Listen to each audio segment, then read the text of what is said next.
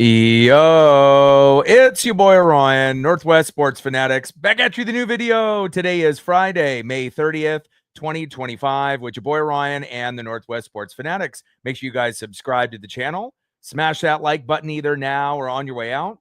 Donate to your boy if you can. Cash App $, ORIONNWSF, or the YouTube Super Chat right here. We got some MLB action this Friday evening. The Minnesota Twins versus the Seattle Mariners. First pitch is going to be here in roughly 6 minutes. So let's cue up the music, take a look at the thumb, and let's get into the starting lineups. Happy Friday, everyone.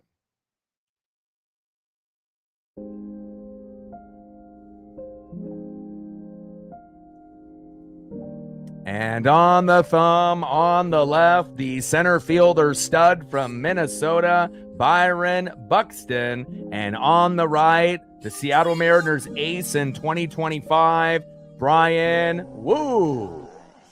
Now let's get into the starting lineups here first for the visiting Minnesota Twins. Leading off for the Twins in center field, Byron Buxton.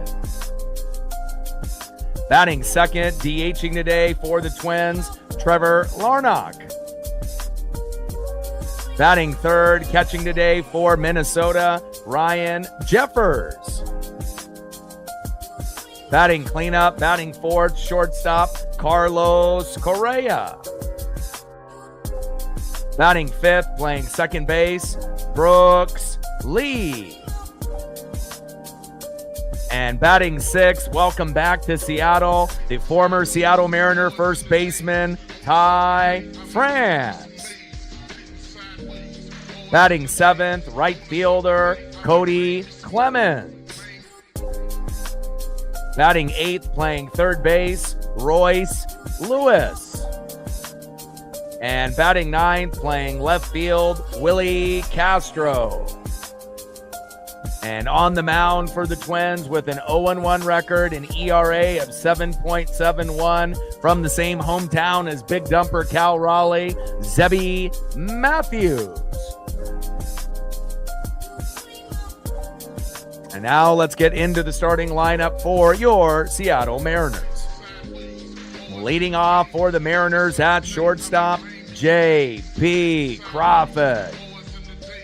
Batting second, DHing for Seattle, Jorge Polanco. Batting third, playing center field, Julio Rodriguez. Batting cleanup, batting fourth, catching today for Seattle, Big Dumper, Cal Raleigh. Batting fifth, playing left field, Randy Arozarena. Batting sixth, playing first base, Rowdy Tellez. Batting seventh, playing right field, Leody Taveras. Batting eighth, playing second base, Miles Mastroboni. And batting ninth, playing third base, Ben Williamson. And on the mound for the Mariners, our ace, our number one, 5-2 record with an ERA of 2.40. You know who it is. It is Bryan Woo. Let's go, baby. We need a solid outing, 5 to 6 innings by Bryan Woo. You know, we can't have any unexpected errors like we had against the Astros when you had, Woo and Rivas with 2 errors in the first inning. They scored 2 and we lost 2-1. Not the typical outing for Bryan Woo on his last start, taking the L against the Stros. I know that we can be better here today. Obviously, if you ended up watching the last series that we participated in there, against the Washington Nationals, it wasn't pretty. We won 9-1 game 1, and then we got 9 runs scored on us, in games 2 and 3, lost both of those. And good old Colin Snyder gave up 7 in the 10th. So again, we have to do some evaluating, with the roster. Luckily, Logan Gilbert will be back in about a week, so that'll help out the starting pitching. We need to bring back up Logan Evans from AAA. Hopefully the bullpen will be much better, in this series. But again, it's going to be very, very tough. The Minnesota Twins have the identical record to the Seattle Mariners, 30 wins, 25 losses. We're 14-13 at home. They're 12-17 on the road. So we got a slight advantage here at home, and hopefully the bats can come alive because we desperately are going to need them. Big facts. And we'll be shooting for 20 likes within the first hour, 50 overall, and 100 in the donos on every single stream. All day in the building, what's good? Daniel in the building, what's good? All right, let me get all my screens and everything situated here. And again, this is definitely going to be a challenging series. You know, it hasn't been easy, even when we played teams that we feel that we were much better than, you know, like the White Sox and the Washington Nationals. But it does show you can't take anybody for granted. And again, it's definitely going to be a very, very tough series. And you may see Ty France explode on his former team, the Seattle Mariners. But, you know, even if that ends up being the case, hopefully we can still end up winning and Ty ends up having a good game. Let's go, baby. Leading off for the Twins, center fielder Byron Buxton. On deck, DHing Trevor Larnach. And batting third this inning will be catcher Ryan Jeffers.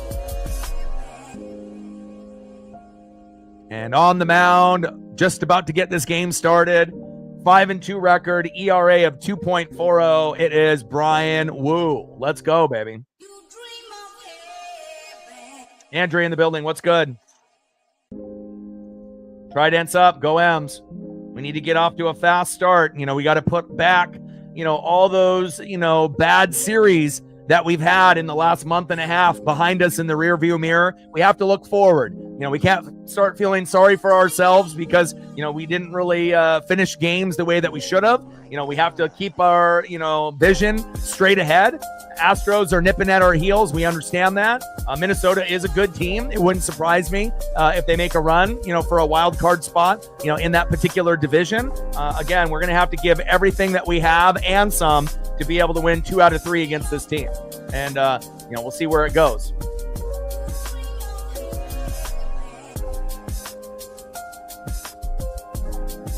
Yeah, actually, yeah, Cal and Zeb, you know, from that same local area there. So obviously a little bit of a homecoming for both in this particular matchup. And it would be fitting if Cal could get a home run off of him. Again, if he does hit a home run here for number 20, it'll be the first time that a catcher has hit 20 home runs before the end of May. So again, we need to be able to see a fast start, hits, RBIs, you know, and hopefully a few home runs in this particular matchup. Gabriel in the building, what's good?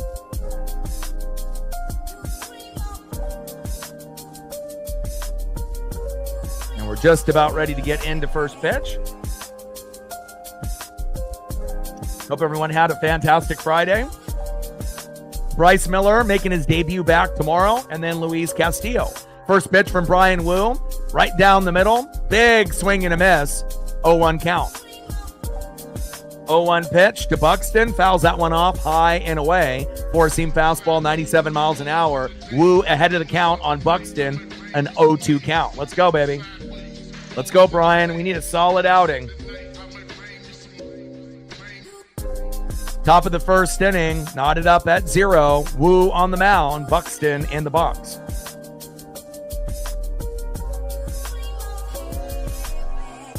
Oh-2 pitch, low and away with that slider. 90 miles an hour outside of the zone. 1 ball and 2 strikes from Wu to Buxton. And I ended up doing some research based on that ump that, you know, ejected JP and was just terrible. You know, might have been the worst ump that we've seen all year. He's actually ranked 82nd out of 88 total umps. I'm actually surprised he's not dead last. He obviously is one of the worst. And hopefully they do some reevaluating on him moving forward. 1-2 pitch, low and away with the sweeper by Brian Wu. 2 balls and 2 strikes to Byron Buxton. Ray in the building, what's good? 2-2 pitch, and Buxton strikes out swinging. There we go, baby. Tridents up. Nice job by Brian Wu. We want him to be electric and getting a strikeout on his first, batter to start off the matchup here this Friday night. Pretty amazing. And again, Buxton has, had kind of an injury-prone career, but is one of the best players on the Twins with Carlos Correa. Buxton, at 10 homers, so obviously on pace for a pretty good year, but nice job by Bryan Woo to punch him out. Nice job. Next up, DHing for the Twins, Trevor Larnach. First pitch, takes a strike looking right down the middle, four-seam fastball by Woo. I like what I'm seeing here early on by Bryan. 0-1 count. Bring that electricity, Woo. Let's go. We don't know what we're going to get out of Bryce Miller tomorrow. It might be kind of a George Kirby situation, when Kirby came back and, he didn't look good in his first 2 returns. Hopefully it'll be a little bit better for Bryce Miller. And 0-1 pitch, Larnach single to center. Nice base knock there by Trevor. I see you, my guy. Right in front of Julio Rodriguez. Next up is catcher Ryan Jeffers. And we need a slow dribbler right up the middle to JP. Throw to Rowdy. Double play. And we get out of the inning.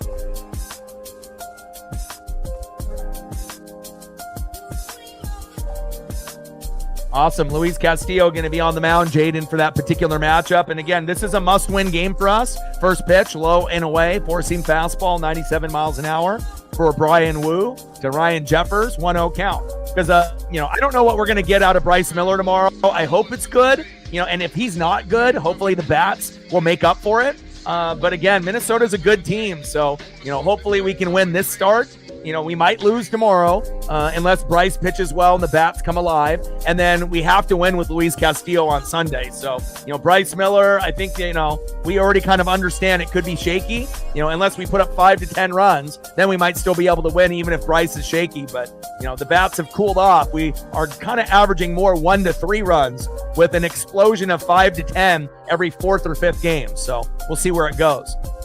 1-0 pitch, fouled off, high and inside. 1 ball and 1 strike from Woo to Jeffers. 1-1 pitch, right down the middle, takes a strike looking. 1 ball and 2 strikes from Woo to Jeffers. Awesome, Marcus. Yeah, both from the same hometown. Kind of and there's not too many baseball players, from that particular area, to my understanding. And down goes Jeffers. And we'll take the little pop up there. Nice job by Rowdy Tellez. 2 away. Next up, shortstop Carlos Correa. Top of the first inning, runner at first with a Trevor Larnach single. First pitch, tries to jam the hitter inside with a sinker at the elbows, and he fouls it off. 0-1 count. Let's go, Woo. 5-2 record, ERA of 2.40. He is our number 1 in 2025. And then obviously Logan Gilbert, if he comes back to form, he'll be number 2. And then we'll see, what we get, obviously with the rest of the guys. And I would probably say Logan Evans is 3, Luis Castillo 4. And then we're going to have to figure out between Bryce Miller, Emerson Hancock, and one other individual to see if they can end up getting it done. George Kirby. Anna in the building. What's good?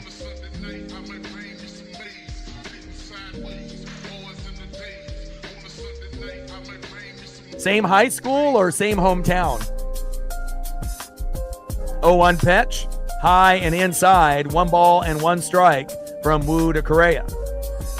1-1 pitch. Takes a strike looking right down the middle with a sinker at 96 miles an hour by Woo.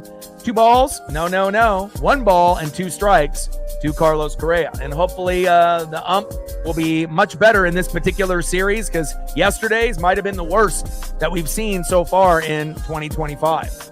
And we've had some bad ones on stream. And big swing and a miss. Down goes Correa. You couldn't ask for a better start for Bryan Woo. 2 punch outs. You gave up a single, but that's okay. And obviously right now pacing for 12 Ks if he goes 6 innings, and we will take that. Nice job, Bryan Woo. No errors like he had in his last start from him and Rivas. 2 errors in the first inning against the Stros. Gave up 2 runs off those errors, and we ended up losing 2-1. Not today. We've got to be able to put up, 4 runs, 7 to 10 hits, and if we do that, we should have a very good chance to win every game this series. Leading off for the Mariners at shortstop, J.P. Crawford. Batting second, DHing Jorge Polanco. And batting third, center fielder Julio Rodriguez. So I guess the experiment of putting Polo down in the order was only for one game, which is disappointing. But just to kind of give you guys an idea on the struggles of the Mariners, J.P. Crawford in the last 15 games, he's only batting 173, 567 OPS, and 3 ribbies. That's fucking terrible. Jorge Polanco in the last 15 games, even worse. He's batting 106. What happened to the guy that was batting 350 to 450? He disappeared. OPS of 330, 3 RBIs. Polo, you're terrible. And next up after that, Randy Arozarena, batting 155 in the last 15 games, 505 OPS, 25 Ks. Holy fuck. Let's get it together, JP. Polo, Randy, unacceptable. You can't have every fucking game rely on Julio and Cal. And luckily we have, a nice dynamic duo like a Jordan Pippen combo with Julio and Cal. But, we need role players to step up, and we haven't had those guys step up after we won 9 consecutive series in a row, and that's why we're struggling. The bats have cooled off, and instead of having 5 or 6 guys out of 9 raking at the same time, we have 1 or 2 guys. And then, again, an occasional guy that will come in later in the game that might end up being an unsung hero. Things need to change. Let's go. I got to give you all the stats and the analytics. I do a lot of deep diving, so I got to be able to break down what is going on with Seattle. Not just the people that think they know, that aren't watching the games. First pitch, takes a strike looking right down the middle. JP, 0-1 count. 0-1 pitch, high and inside with a 4-seam fastball. Should have been probably a strike, but called ball. We get lucky there. 1 ball and 1 strike to JP Crawford.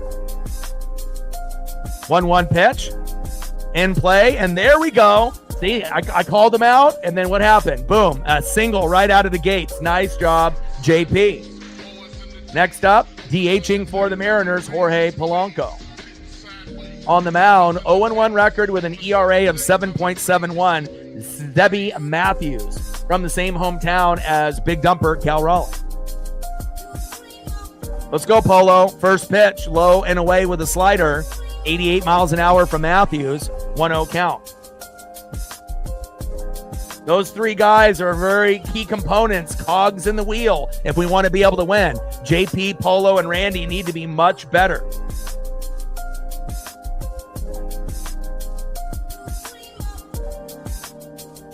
One 0 pitch, in play, and there we go. I call him out, back to back, baby. There we go, Polo with the single.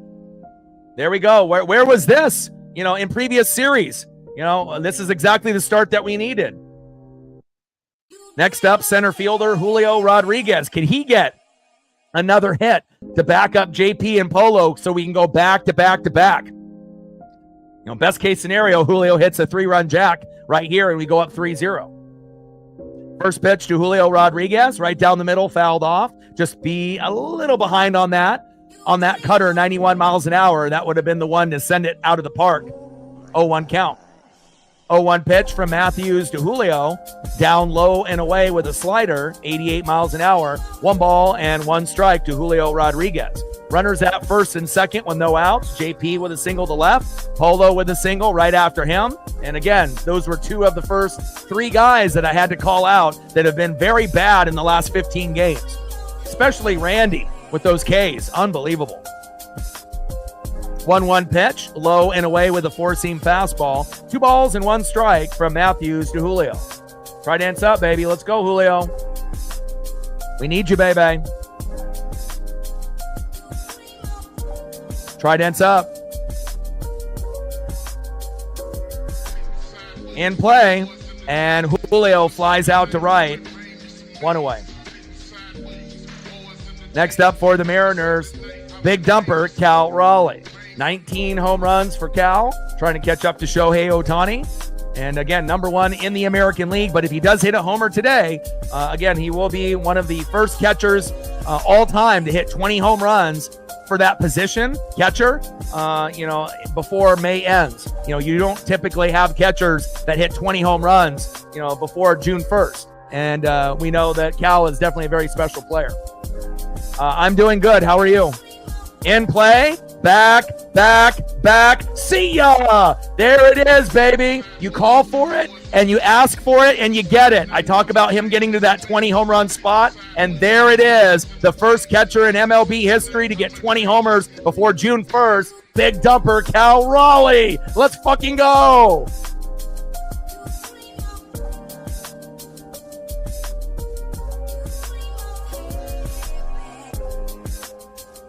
Woo! Hey, it wasn't Julio. We had to wait for one more batter, and we went to Cal. My ESP is on point, baby. Let's go. 3-0 Mariners. We're not losing today, especially with Woo on the mound. Let's go.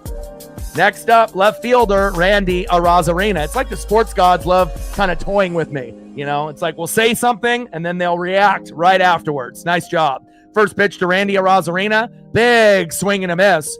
0-1 count.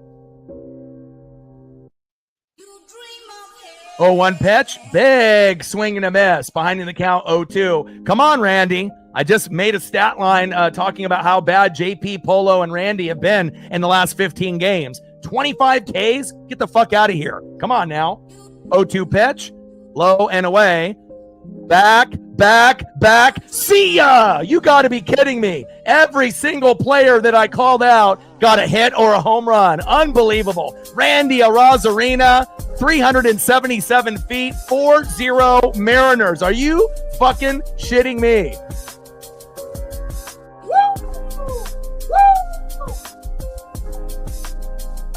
Isn't that nuts? See, you know, and again, I'm always going to be dropping the stats. And again, I called out JP, 173 average in the last 15 games. Polo, 106. Randy, 155 with 25 Ks. And literally every single one of those guys ended up getting a single or a home run. Unfucking believable. Let's go. Next up is Rowdy Tellez. This is exactly what we needed after getting our ass kicked yesterday. Thank God that JP, Polo, and Randy stepped up. I had to deep dive for you guys and give you those stats. And it looks like the sports gods were happy of me doing that research because now all is forgiven. 4-0 Seattle. Tridents up. Let's go. Let's go, baby. First pitch low and away with the changeup. 1-0 count. 1-0 pitch. Takes a strike swinging right down the middle. 1 ball and 1 strike to Rowdy Tellez. 1-1 pitch, and Tellez grounds out to second. Throw to first. 2 away. Next up is right fielder Leody Taveras. Let's go.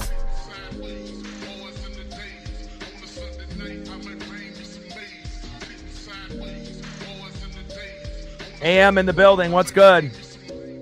Captain with a tenor. Great start. We got to get off to a good start, and there it is. Stacks on stacks, racks on racks with a little Cactus Jack. Bang, bang. We're at 10. 90 to go to hit the goal. Let's get there, baby. Let me know what you want to do photo-wise. We can do Cal. We can do Randy. We can do JP, Polo, and Taveras grounds out, and that's okay. The Mariners score 4 runs in the first inning. You couldn't have asked for a better start. Let's go. Tridents up. And we'll be shooting for 20 likes within the first hour, 50 overall, and then obviously 100 in the donos on every single stream. Let's go. One of the best first innings that we've seen, in quite some time, if we're being real. Let's go. But I had to, get deep dive and give you those stats for those 3 role players that have not been good for us in the last 15 games. Sports gods heard it, and they decided, hey, let's get it going here today. And every single one of those guys stepped up. And then we got the big 3-run jack by Cal Raleigh, the first catcher in MLB history to hit 20 homers, right? Not just in Seattle history, MLB history. The first catcher all time to hit 20 home runs before June 1st. Unbelievable. He's pacing for almost 60 home runs this season. Wild. Let's go. Tridents up. Let's go, baby. Nice job, Cal.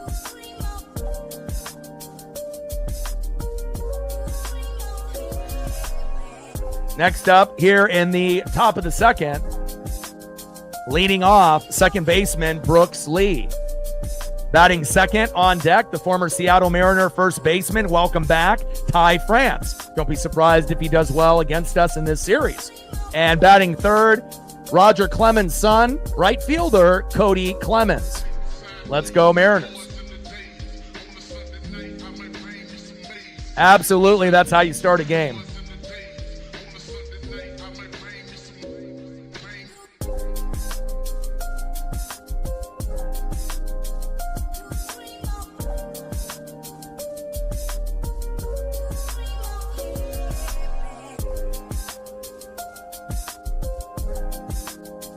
First pitch to Lee, takes a strike looking outside of the zone, 0-1 count. I'll get a few more cows as we get into the commercial break. Brooks Lee in the box and Brian Wu on the mound.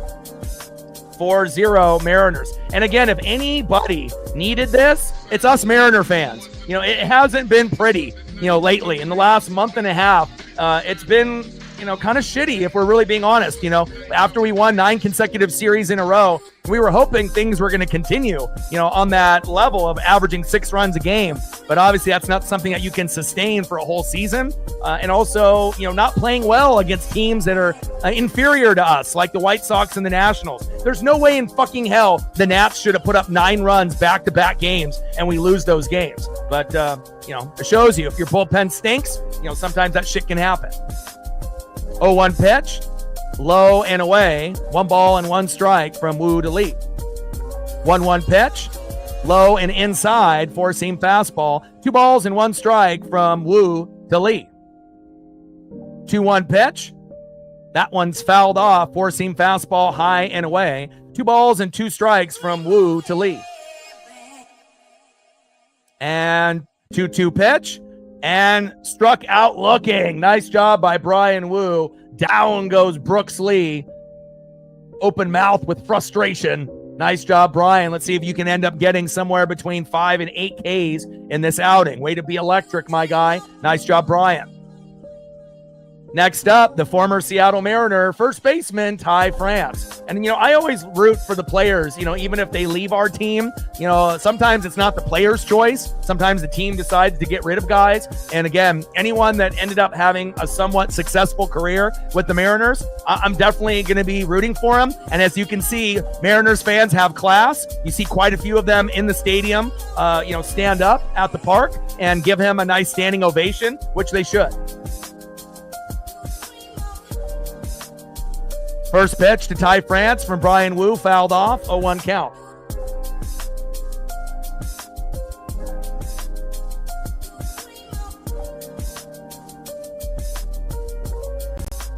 Oh-1 pitch, fouled off again, behind in the count 0-2 from Wu to France.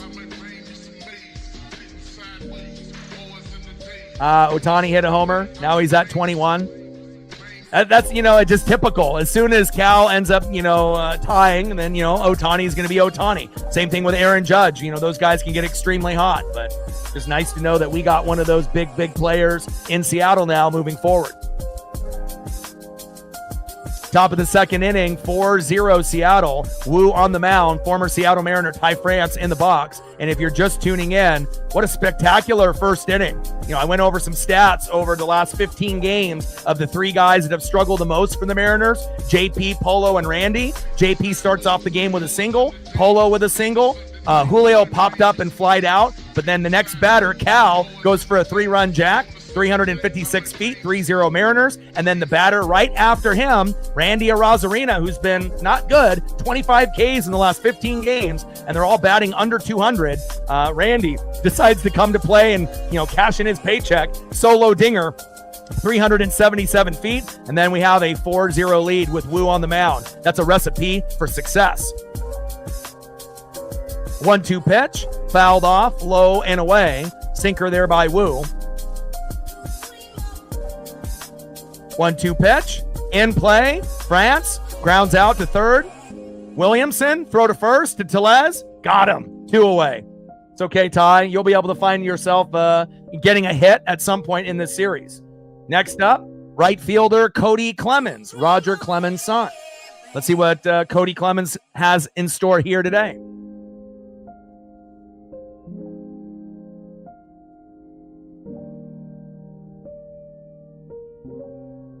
First pitch to Cody Clemens from Brian Wu. Takes a strike looking in the zone. Four-seam fastball, 96 miles an hour. 0-1 count.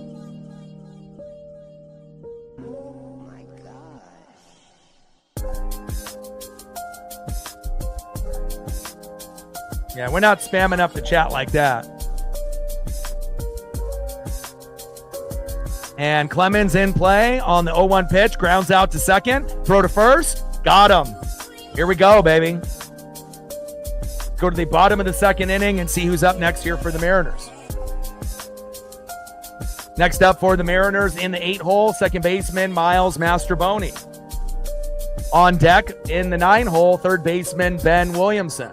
And batting third, the guy that started it all, 1-for-1 with a run, shortstop J.P. Crawford. And like I said, when J.P. ends up getting a hit to start off the game, we typically have good things that happen right afterwards. And Polo got a hit, Julio popped up and got out, but then Cal hits a 3-run homer, Randy hits a homer. But again, J.P. Crawford, Jorge Polanco, Randy Arozarena, last 15 games, J.P. Crawford, 173 average, OPS of 567, 3 ribbies, terrible. Jorge Polanco, 106 average in the last 15 games. What happened to that 350 to 450 average? It disappeared. OPS of 330, 3 RBIs, even worse than JP. And then Randy Arozarena in the last 15 games, batting 155, OPS of 505, and 25 fucking Ks. But again, nice to see JP get a single, Polo get a single, and Randy to get a solo dinger. Way to be able to, get called out and then to step up immediately. That's exactly what we needed. Trident's up. This is the man right here. Could win MVP this year. Big dumper Cal Raleigh. And again, you got to think, if we didn't have Cal Raleigh, we wouldn't even have an above 500 record. Cal is more valuable to this team than Julio Rodriguez, Brian Wu, George Kirby, Logan Gilbert. This is really the guy, the glue that holds everything together. Leadership, switch hitter, power hitter, the best clutch hitter. Again, we haven't really seen catchers this good in quite some time. Mike Piazza, Buster Posey, Pudge Rodriguez, Johnny Bench. And I think when it's all said and done, we're going to be talking about Cal Raleigh just like we talk about Johnny Bench and Pudge Rodriguez. I think it's really going to be that way. And it would not shock me if Cal ends up making the Hall of Fame, even though most people probably thought it would be Julio. Julio might not make it, unless his career really turns around. But, if there was one guy on the team that has the best chance to make it, it definitely is big dumper Cal Raleigh. First pitch to Miles Mastrobuoni. Low and inside at the knees, 1-0 count from Matthews. 1-0 pitch, takes a strike looking, slider, 87 miles an hour by Matthews, 1 ball and 1 strike to Mastrobuoni. 1-1 pitch, high and away, changeup, 87 miles an hour, 2 balls and 1 strike to Miles Mastrobuoni. 2-1 pitch. Big swing and a miss from Matthews. I see you. Got Miles to chase. 2-2 pitch. And big swing and a miss. Down goes Mastrobuoni. Nice punch out there by Zebby Matthews. I see you. We won't give you any lip. We'll give you the credit that you deserve. Nice punch out there on Miles. 1 away. Next up, third baseman Ben Williamson. Let's go, Big Ben.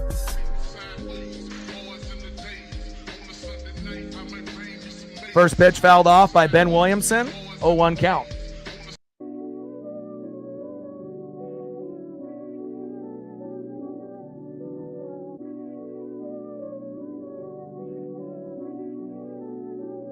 AM, let them know. It seems like it's like that all the time. I mean, at some point we should be hitting 50 to 100 likes regularly. I am the face of the Seattle Mariners on YouTube, so, there is no other competition. And plus, baseball streams, it's a very niche market, but again, there's not a lot of people that will go to the depths that I will go, for this particular team as well as the opponent. Takes a strike looking there in the zone, inside with the curve, 83 miles an hour, 1 ball and 2 strikes to Ben Williamson.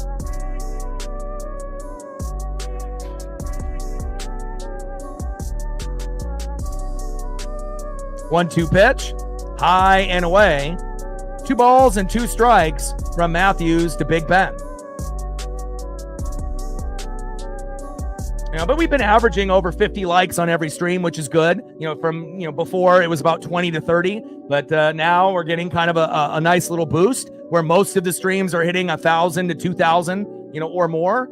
Somewhere in that typical range. Every once in a while, we'll have one in the 900s, but my goal was to try to get to about 1,000 or more on every stream, and we're achieving that goal. Down goes Big Ben Williamson. 1 away. 2 away. Miles was the first. Ben is the second. Next up is J.P. Crawford. First pitch, high and away with a cutter. 1-0 count. Let's go, J.P. See if you can get another hit here and go 2 for 2. 1-0 pitch.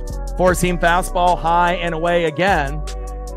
2 balls and no strikes from Matthews to Crawford. Let's go, JP.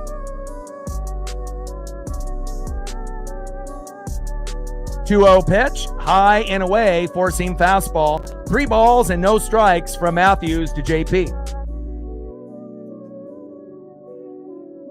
Let's go, baby.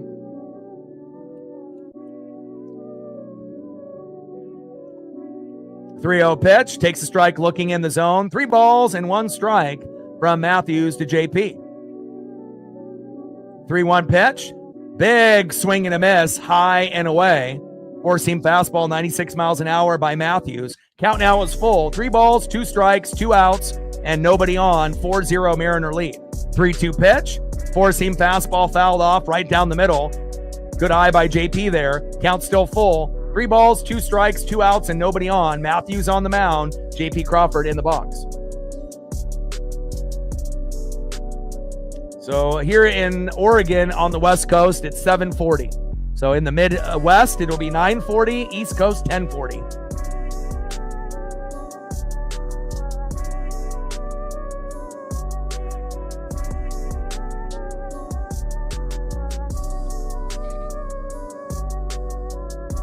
Judah in the building, what's good?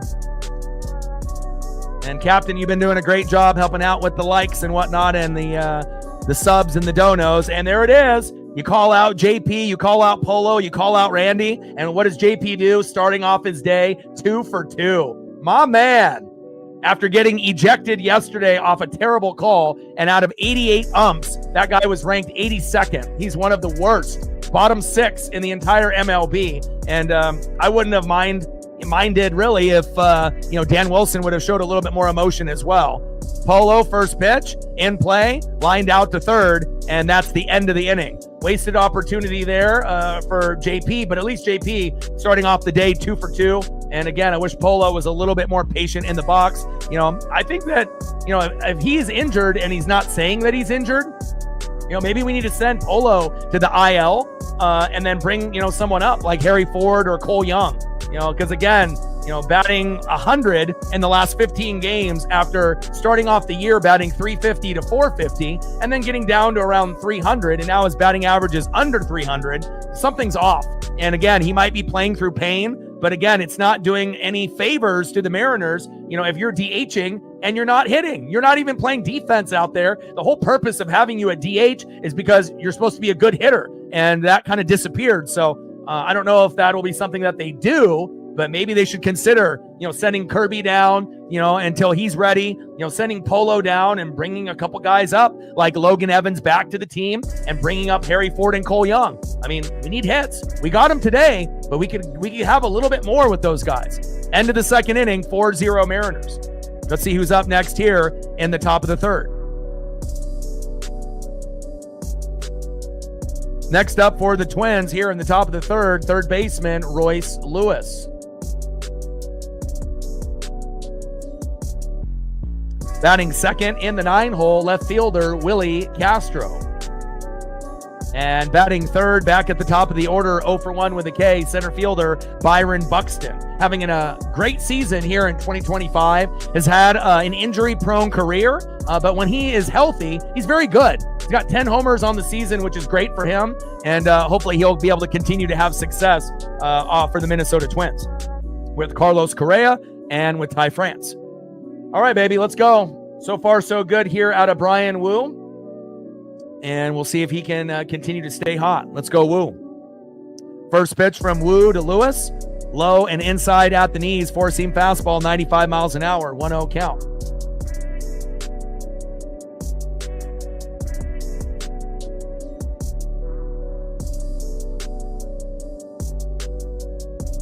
Yeah, all the regulars in the chat, you can let everyone else know. Let's get those likes up. The more likes that we get, that's going to help out with the algorithm and the metrics. So that way we can get recommended to more people on YouTube looking for the Twins or the Mariners or MLB to be able to watch. And that will entail, lead us to more likes, views, subs, donos, and growth on the channel.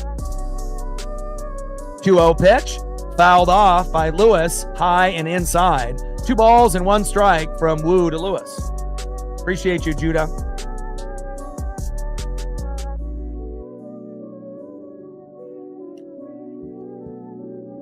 And obviously the goal for every Mariner stream moving forward will be 50 likes or more.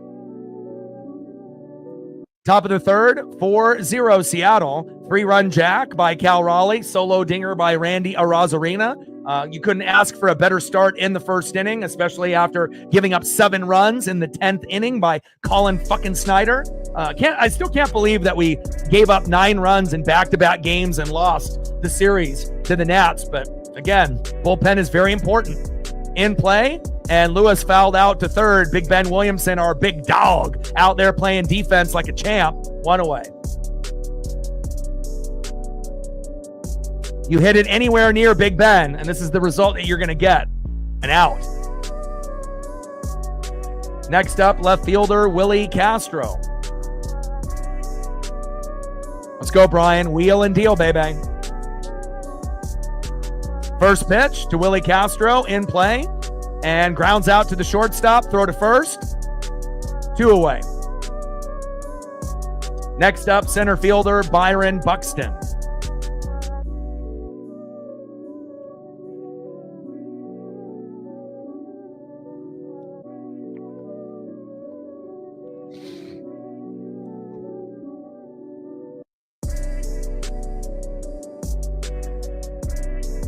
First pitch from Wu to Buxton.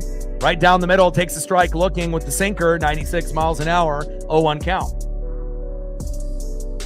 I appreciate that. I definitely, I give 150% on every single stream. And again, a lot of reading, a lot of film study. I usually, do that about 4 to 6 hours a day, not including what I'm doing here on stream. So I have to not only know what's going on with the Mariners, but everyone else in the league. And that goes for not just baseball, but basketball, football, hockey, NASCAR, WWE, you name it. 0-1 pitch, low and at the knees. 1 ball and 1 strike from Wu to Buxton. 1-1 pitch, low and away with a slider from Brian Wu. 2 balls and 1 strike with nobody on and 2 outs. Mariners 4, Twins 0 here in the top of the third.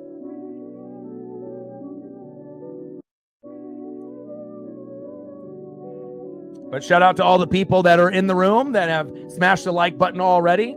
Shout out to Captain to get us going with the $10 dono. 90 to go for the dono train.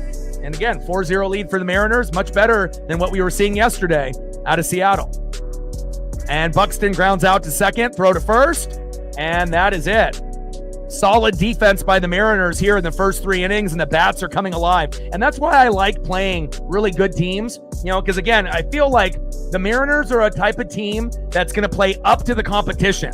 And when we are focused and we play up to the competition, when we play the Astros, the Yankees, the Twins, whoever that has an above 500 record, that's typically a good team, we bring out the best in each other. But when we end up playing teams that are below us, like the White Sox or the Nationals, I feel like the effort and the focus isn't there. And when you play down to the competition, you run a real risk of losing games, because if that team ends up, getting hot and they punch you in the mouth early, you might not be able to recover if your bats don't come alive late in the game, which they didn't for the Mariners. And if the bullpen, it's definitely been an issue this year. If the bullpen stinks like Colin Snyder yesterday, then it ends up leading to an unfortunate, terrible, terrible loss. And again, it had left a bad taste in our mouth But obviously in the first inning, getting that 3-run jack by Cal and Randy getting that homer on top of JP and Julio getting singles. And again, I had that amazing stat within the last 15 games. JP, Polo, and Randy have been terrible, all batting, well under 200. And nice to be able to see them put out that effort. Sports gods, they're listening. Let's go.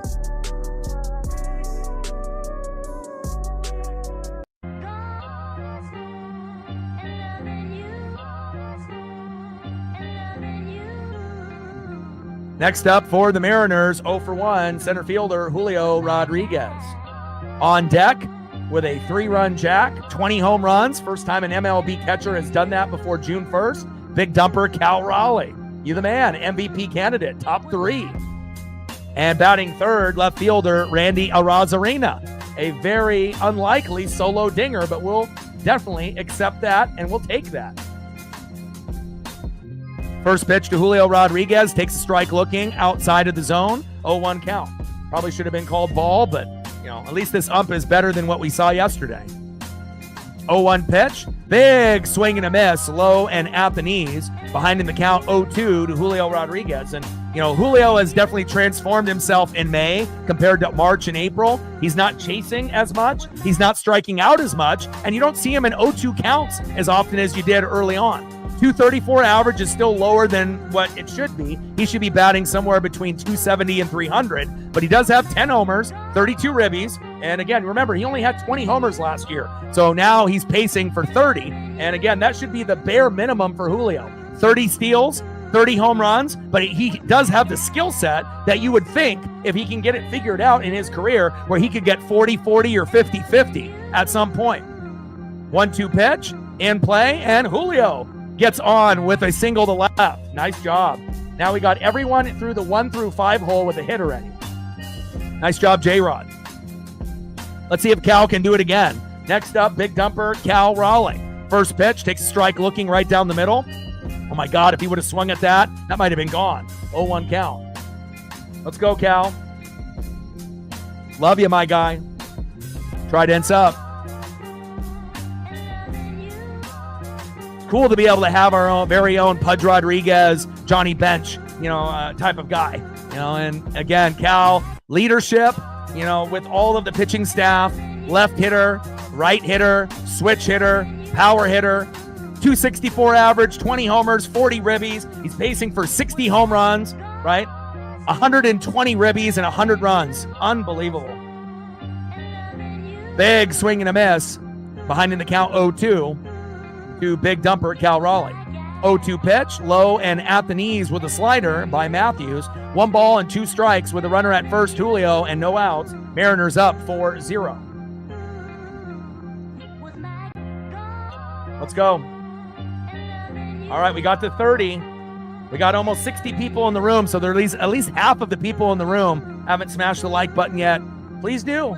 Again, if people want to be quiet and they don't want to talk in the chat and just listen to me call the game, completely fine. There's going to be people that donate to support the channel to help me continue the dream. Not everyone will do that, and that's understandable. But everyone can smash that like button. It literally takes 1 second. And big swing and a miss. Down goes Cal Raleigh. 1 away. Next up, left fielder Randy Arozarena. But the female viewership has gone up quite a bit on the channel, and I also will give a shout out to a lot of the countries that have been able to support the NWSF here. But right now we're looking at 87% male, 13% female, and first pitch to Randy Arozarena in play, flied out to right, 2 away. Be a little bit more patient in the box, Randy. Next up is Rowdy Tellez, but United States 67%, and then we got Venezuela 4%, Mexico 4%, Dominican Republic, Canada, Japan, Philippines, Taiwan, Nicaragua, India, New Zealand, Australia, and many others. Never thought that we would be seen by so many people all over the globe. Some may speak English, some may not, but anyone can hit the like button. Big facts. And down go the Mariners there, end of the 3rd inning. Wish we could get a little bit more, obviously, out of Cal, Randy, and Rowdy, but it's all right. Obviously, sometimes that'll happen. They're going very aggressive on first pitch, initial strikes in their minds, and Tellez flies out to right. When you got a 4-0 lead, I guess you can gamble a little bit. Let's go to the top of the fourth inning. 4 runs, 6 hits, no errors, 0 runs, 1 hit, no errors for the Twins, and I love what I'm seeing.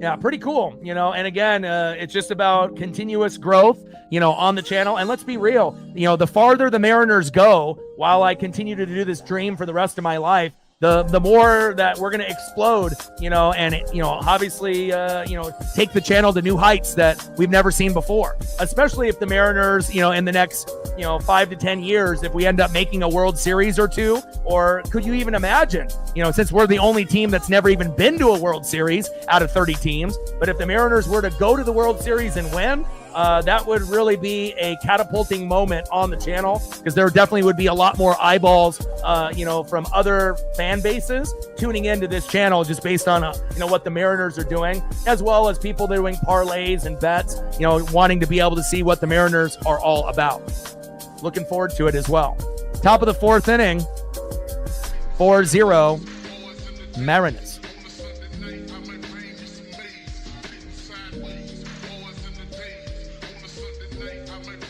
Next up for the Twins, DHing Trevor Larnach. Batting second, catcher Ryan Jeffers. And batting third, shortstop Carlos Correa.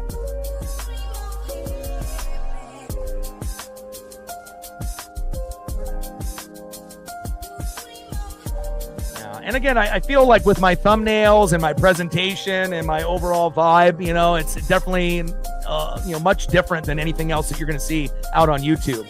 First pitch to Larnach, back, see ya! And Brian Wu gives up a solo dinger to DHing Trevor Larnach, but hopefully that will be the only one that he gives up as it goes into the fifth row. 4-1 Mariners. Next up, catcher Ryan Jeffers. And we'll give Larnach a little love there. Way to bring that electricity for the Minnesota Twins. Trevor, I see you. Not a hater. Next up, catcher Ryan Jeffers. Don't even think about going back-to-back like Cal and Randy did, Ryan. Let's go, baby. Settle in, Woo.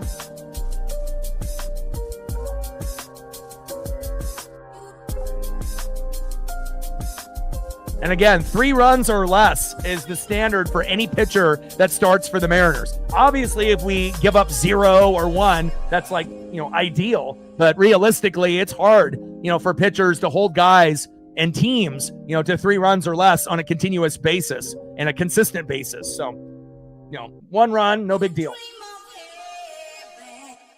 0-1 pitch. High and away. 4-seam fastball, 96 miles an hour. 1 ball and 1 strike from Wu to Jeffers.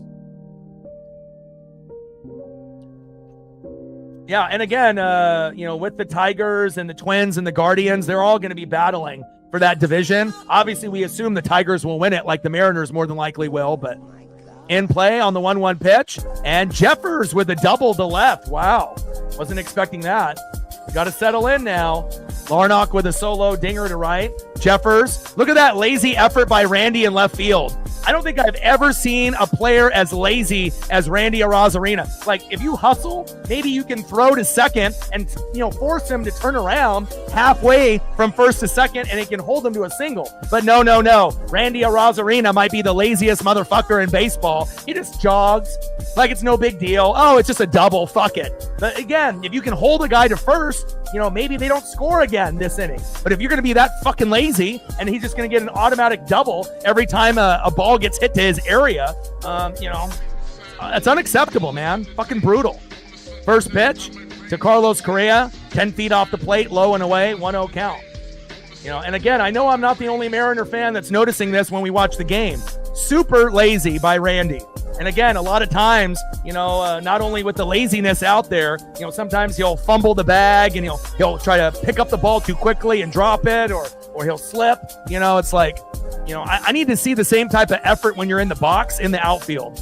You know, this isn't fucking Little League, Randy. 1-0 pitch in play, and Correa flies out to right. Jeffers tags up and gets to third safely. 1 away. At least Carlos didn't go yard there. Top of the fourth inning with a runner at third and 1 out. Next up, 0 for 1 with a K, second baseman Brooks Lee. We don't want to give up any more runs if we can. Keep it at 4-1. Worst case scenario, maybe 4-2. And that's it. No more. First pitch to Brooks Lee. Low and inside at the knees with a sweeper. 1-0 count. It's like Victor Robles is like the complete opposite. You know, same thing with Julio. They're willing to sacrifice their bodies, you know, to catch, you know, a baseball and possibly get injured. Randy is not. In play, and Lee grounds out to second. Jeffers scores. Damn it. 4-2 Seattle. Next up for the Twins, first baseman, the former Seattle Mariner, Ty France. And I want Ty to do well in the series, you know, as long as we win the game. But, I mean, they've already scored 2 runs. I mean, we want to make sure that it's, you know, not necessarily a blowout for at least Twins fans. I mean, for Mariner fans, you know, we love it when we're up 4-0. And we would be happy if that was the score for the rest of the game, if we could add on a little bit more. But Minnesota's bats coming alive here in the fourth inning. First pitch to Ty France, high and inside. Sweeper, 1-0 count. Ty probably having flashbacks of getting plunked on that arm. Almost got hit in the head there by Brian Wu, but obviously not intentional. It's crazy how often, you know, Ty and Randy get hit, but it's almost kind of like part of their stance, you know, and the way that they, you know, kind of show their particular look with their elbow and where the bat is positioned. 1-0 pitch, fouled off right down the middle from Ty France. 1 ball and 1 strike with nobody on and 2 outs. 4-2 Mariner lead.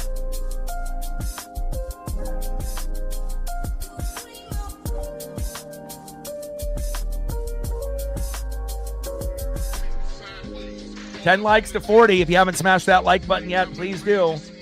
Help us get to that number. 1-1 pitch. Low and away with a 4-seam fastball by Wu. 2 balls and 1 strike with nobody on and 2 outs.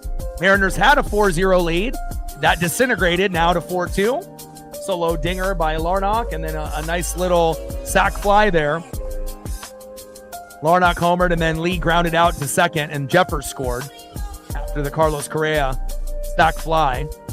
In play, and France singles to right. Kind of had a feeling that Ty would get a hit there. Nice job, Ty. All right, time to get out of the inning now. Stop fucking around. Next up, right fielder Cody Clemens, son of Hall of Famer, or should be Hall of Famer, Roger Clemens. But again, Roger did do some PEDs. And again, there's quite a few of those guys, you know, Roger Clemens and Jose Canseco, Mark McGuire, Rafael Palmeiro, Sammy Sosa, you know, quite a few of these guys that ended up cheating, you know, in that juicing era.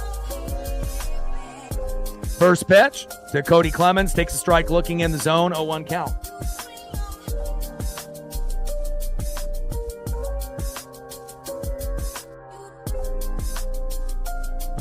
We're good. It's early. You know, again, you know, as long as we can keep producing some hits and runs and whatnot. Now, if we were at 0 right now, yeah, we would be, you know, a little concerned. But again, this Twins team is good, like ours. We're going to play up to the competition. Clemens grounds out to the pitcher, throw to first, and we finally get out of the inning. Let's go to the bottom of the fourth and see who's up next for the Mariners.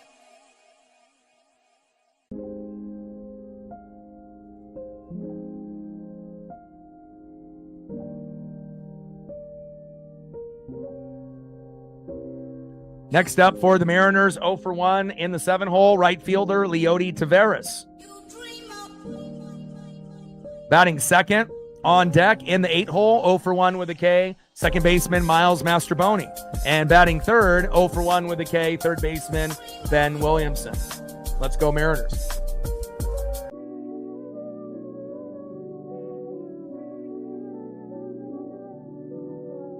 So we can get a couple more photos for Captain for Big Dumper.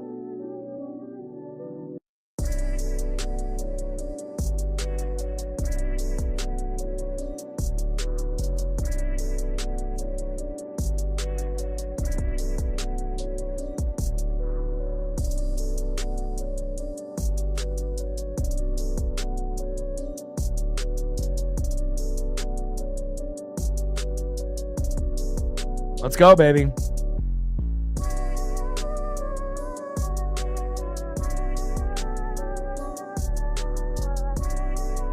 You know, it's really crazy, too, after, I kept telling people, that Cal has the potential to be the best catcher in baseball. And again, a lot of the writers and a lot of the fans, thought that he wasn't even a top 10 catcher. I mean, the guy has hit more home runs since starting for the Mariners in 2022 than any catcher. He averages about 30 to 35 homers. The only downside to Cal in 2022, 2023, and 2024 was his batting average was around 200. But everything else was great. But again, I guess, fans only judge a player now based off batting average alone. This is 2025. It's more than just batting average that makes a player great. If anything, batting average really doesn't matter as much as it did back in the day. Now, obviously, you want to be closer to 300 than 200, and it shows you. Cal's not even batting 300, and his stats are through the roof. Can you imagine if Cal ends up being a 300 to 320 hitter? He'll be getting like fucking 70 home runs in the season. I mean, it's fucking crazy. 0-2 pitch, and down goes Leody Taveras, striking out swinging, one away. Nice job there by Zebby Matthews. I see you. 0-1 record with an ERA of 7.71, so we should be able to get it done against Zebby. Next up, second baseman Miles Mastrobuoni. Bottom of the fourth inning, 4-2 Mariners.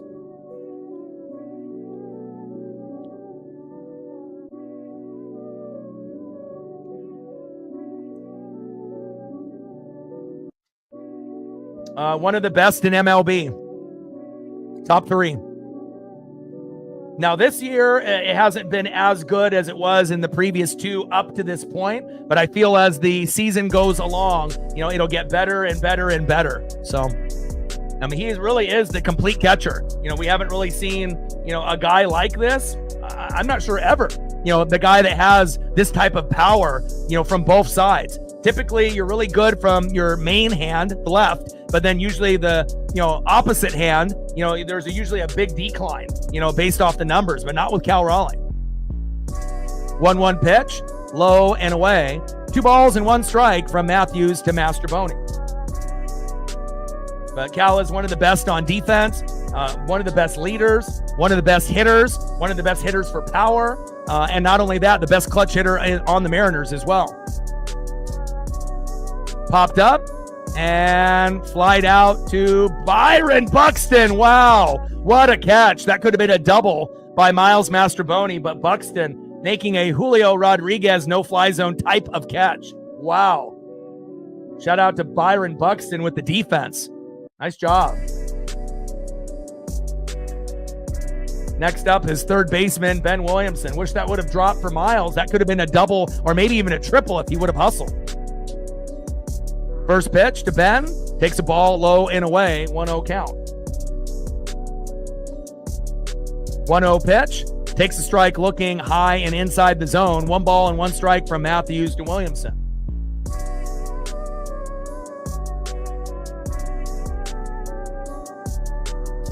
Now, he's the most valuable player on the team. He is so intelligent. His baseball IQ is through the roof. And again, we wouldn't even have an above 500 record if Cal wasn't on this team. Julio, might be the most popular to non-Mariner fans, but again, everyone that actually hasn't been living under a rock in 2025, looking at Cal's numbers, Julio has never really been an MVP candidate. Cal has a very good chance of getting the MVP in the American League. It'll either be him or Aaron Judge more than likely.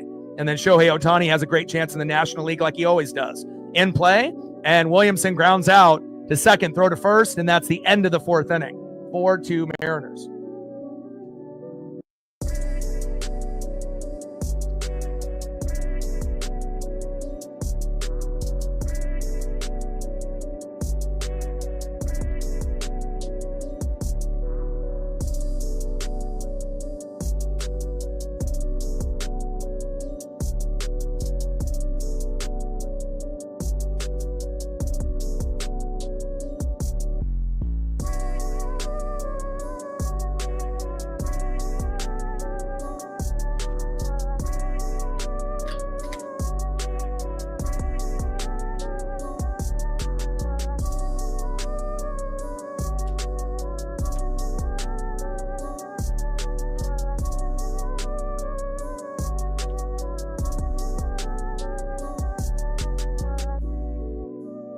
go to the top of the 5th inning and see who's up next here for the Twins. Next up for the Twins, 0 for 1, third baseman, Royce Lewis. Batting second, left fielder, 0 for 1, Willie Castro. And batting third, 0 for 2 with a K, center fielder, Byron Buxton.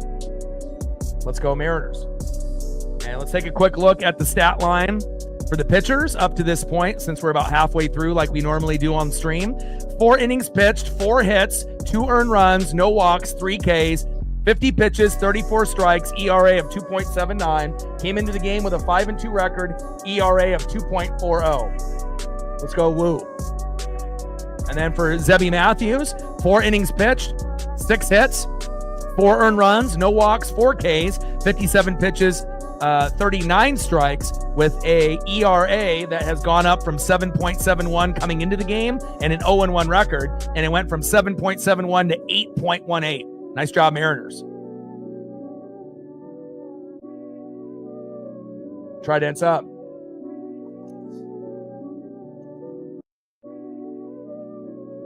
Let's go, baby.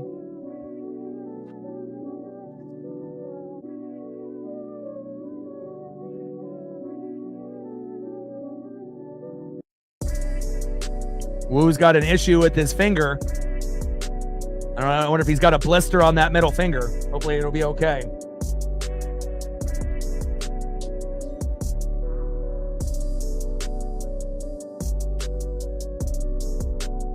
Yeah, 100%.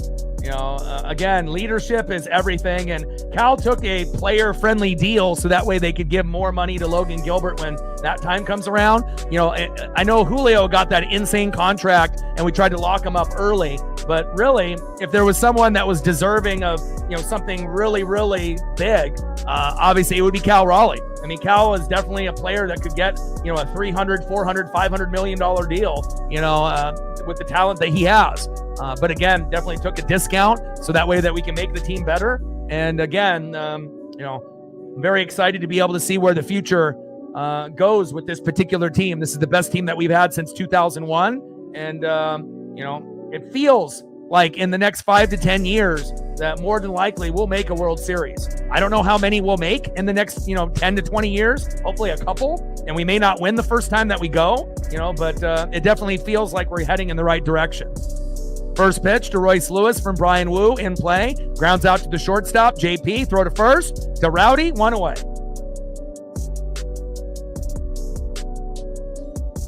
Next up for the Twins, left fielder, Willie Castro.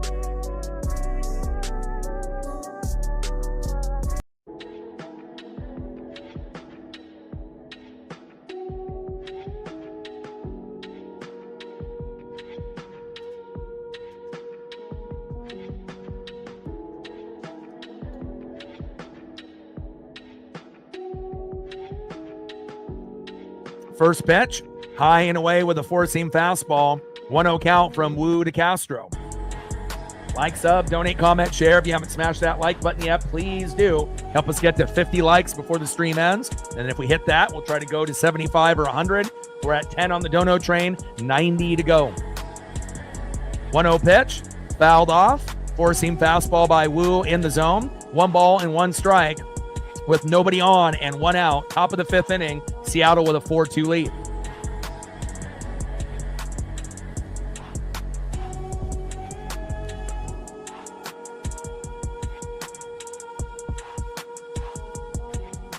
One pitch, high and away.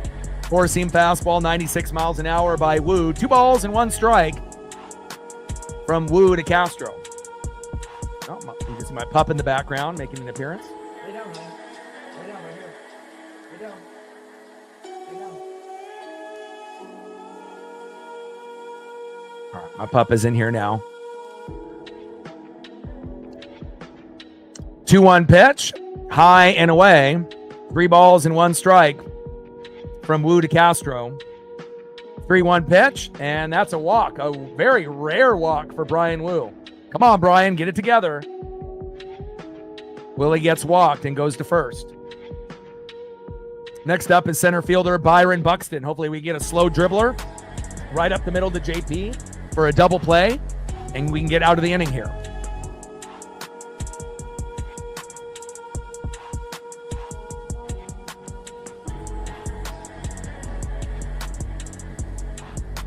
Top of the 5th inning, runner at first, 4-2 Mariner lead. Woo on the mound, Buxton in the box.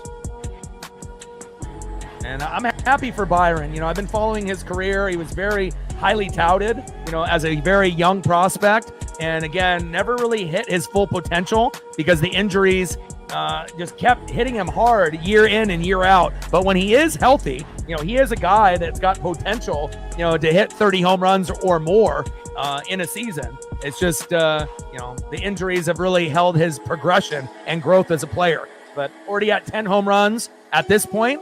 So that's a good sign for him, a third of the way through the season, pacing for 30, and a good key component for Minnesota with Carlos Correa and Ty France. First pitch to Buxton at the knees with a sinker, 1-0 count.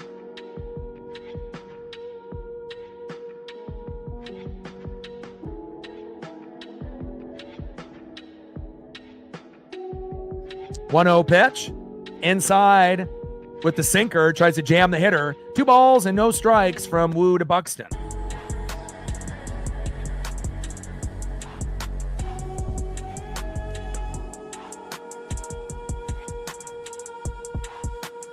Six more likes to 40. Let's get there, baby.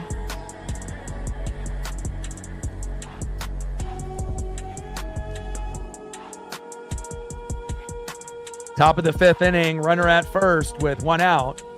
2-0 count from Woo to Buxton. We need a slow dribbler right up the middle to JP and a throw to Rowdy to complete the double play. And so we can get out of the top of the 5th with a 4-2 secured 2-run lead. 2-0 pitch.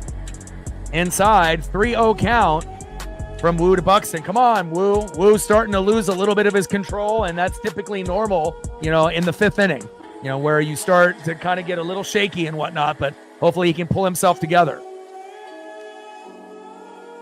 3-0 pitch, big swing and a miss, finally gets back into the strike zone. 3 balls and 1 strike, runner at first and 1 out. 4-2 Seattle lead here in the top of the 5th. Come on, Woo.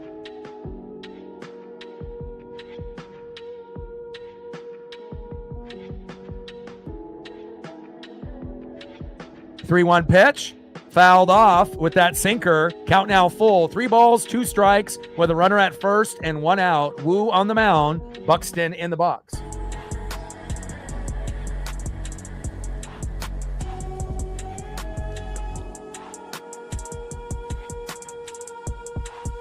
Come on, Woo. And then we got Bryce Miller making his return to the team tomorrow.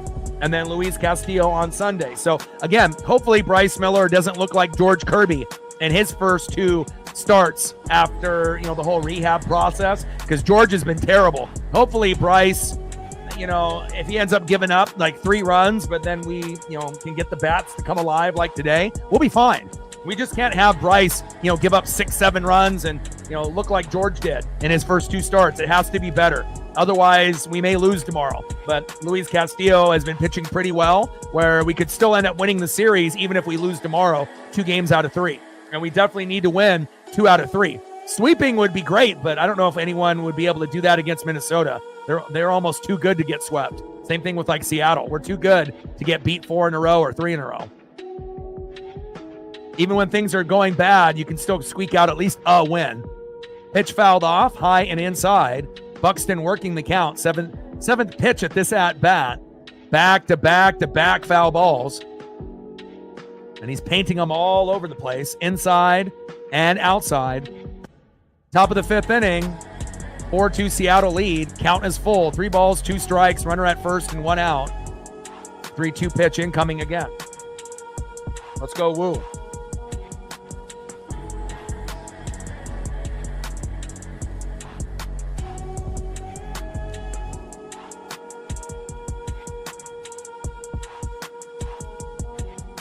In play on the 3-2 pitch and flied out to right. Hell yeah. Nice job by Woo. Perfect pitch. And then we got Taveras there in right. There we go. 2 away. Good job. Next up, DHing Trevor Larnach. Really the guy that got it started for Minnesota with a solo jack. First pitch, takes a strike looking. in the zone. 0-1 count with that slider.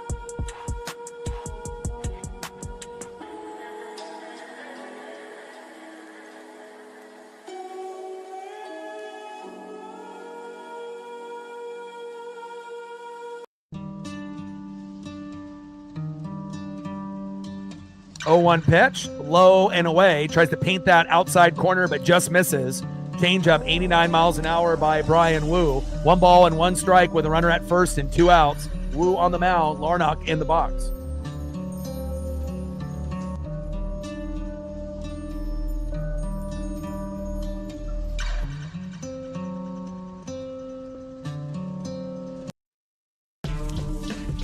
One pitch. Low and at the knees. 2 balls and 1 strike from Wu to Larnach. 2-1 pitch. Fouled off by Larnach. 2 balls and 2 strikes, 2 outs with a runner at first. Let's go, Wu. We need that intensity, baby. Let's go. Bring that electricity. Finish strong.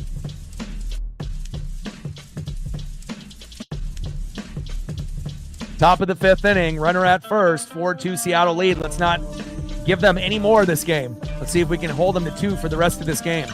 Well, it really will depend on who comes in for our bullpen. But again, I only trust Matt Brash and Andres Munoz. If it's anybody else, good luck. There's definitely guys that are really bad, like Colin Snyder and whatnot. But, we just have to hope that Gabe Spire and Legomina can get back to where they were. Larnach grounds out to the pitcher. Throw to first. There it is. We get out of the inning unscathed. There we go. Let's go to the bottom of the 5th inning and see who's up next for the Mariners. Next up for the Mariners, having a fantastic game, 2 for 2 with a run, shortstop J.P. Crawford. When J.P. gets a hit, as a leadoff hitter or Victor Robles, it really does set the tone for the Mariners. Batting second, 1 for 2 with a run, DHing Jorge Polanco. Maybe they should send him to the IL with George Kirby, to AAA to make some room for some guys in the farm. Logan Evans, Cole Young, Harry Ford. Hello. And batting third, 1 for 2, center fielder Julio Rodriguez. Let's go Mariners.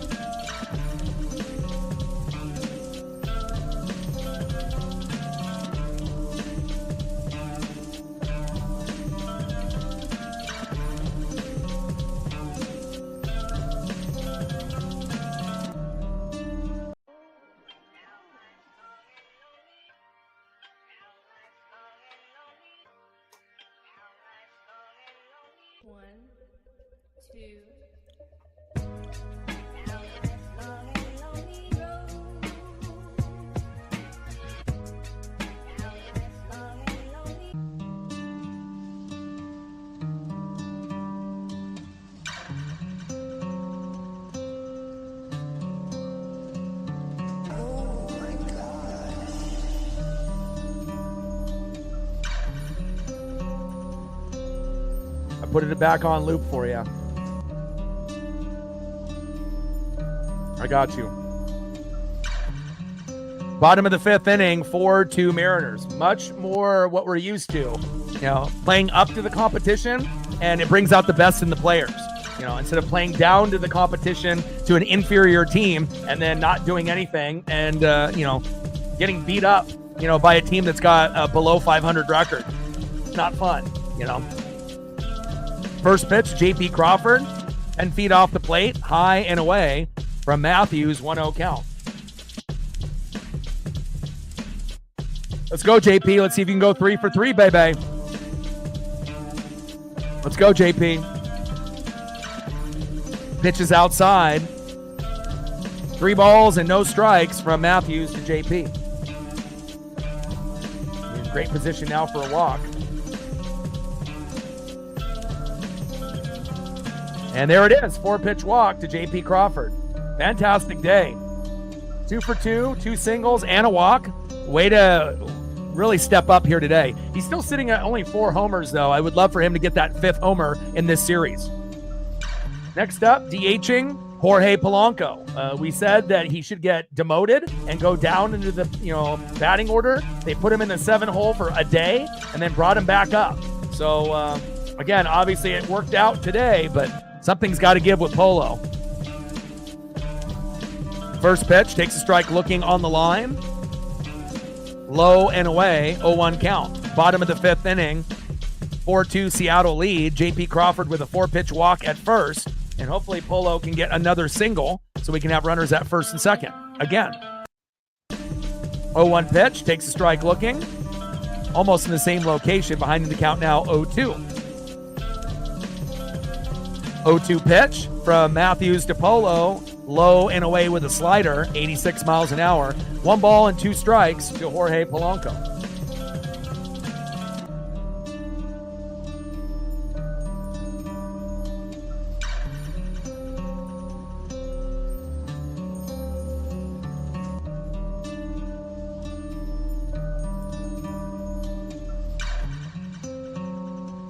One-two pitch, low and away. 2 balls and 2 strikes to Jorge Polanco. 4 more likes to 40. Let's get there. We want to try to get 50 likes before the stream ends. We're halfway through. If you're in the room and haven't smashed that like button yet, please do. Help us get to 50 so we can hit the algorithm and it can help us with the metrics. Bottom of the fifth inning, runner at first, 4-2 Mariner lead. Fantastic start for Seattle in inning number 1. Back-to-back singles by JP and Polo. And then a 3-run jack by Cal Raleigh. And then a solo dinger by Randy. Polo popped up to the catcher. 1 away. Next up for the Mariners, center fielder stud Julio Rodriguez. First pitch right down the middle, fouled off, 0-1 count. Let's go, J-Rod. All the photos of J-Rod. All the photos of Cal. Let's go, baby. Trident's up. Bring that electricity, Julio.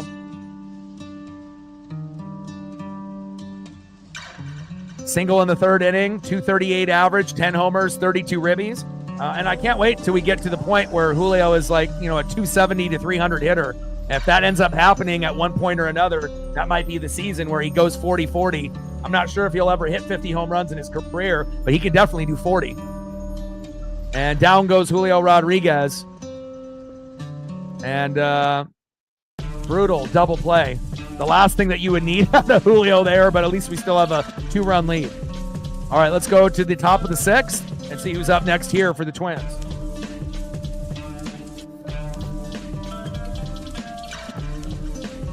Next up for Minnesota, 1 for 2 with a run, catcher Ryan Jeffers.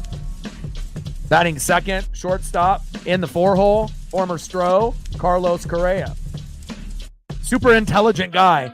Once he's done with baseball, he'll probably be on MLB Network. Incredibly well-spoken, very high baseball IQ, super intelligent, and obviously knows what he's talking about. Batting third, 0 for 2 with an RBI and a K, second baseman Brooks Lee. Let's go Mariners.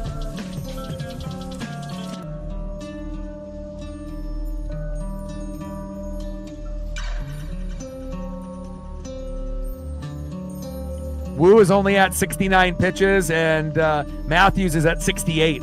So both of these guys could go a little bit longer if they, obviously we know that, with Matthews, he won't go past 6 innings, you would think, down 4-2 and giving up 4 runs. They'll probably have him pitch the 6th inning and that's it. But as far as Brian Wu, based on his pitch count, he could pitch. I don't think he'll pitch to the 8th inning like Logan Evans, but he could definitely pitch the 6th and the 7th if he keeps, the pitches down and doesn't give up a whole lot in these innings. We'll find out.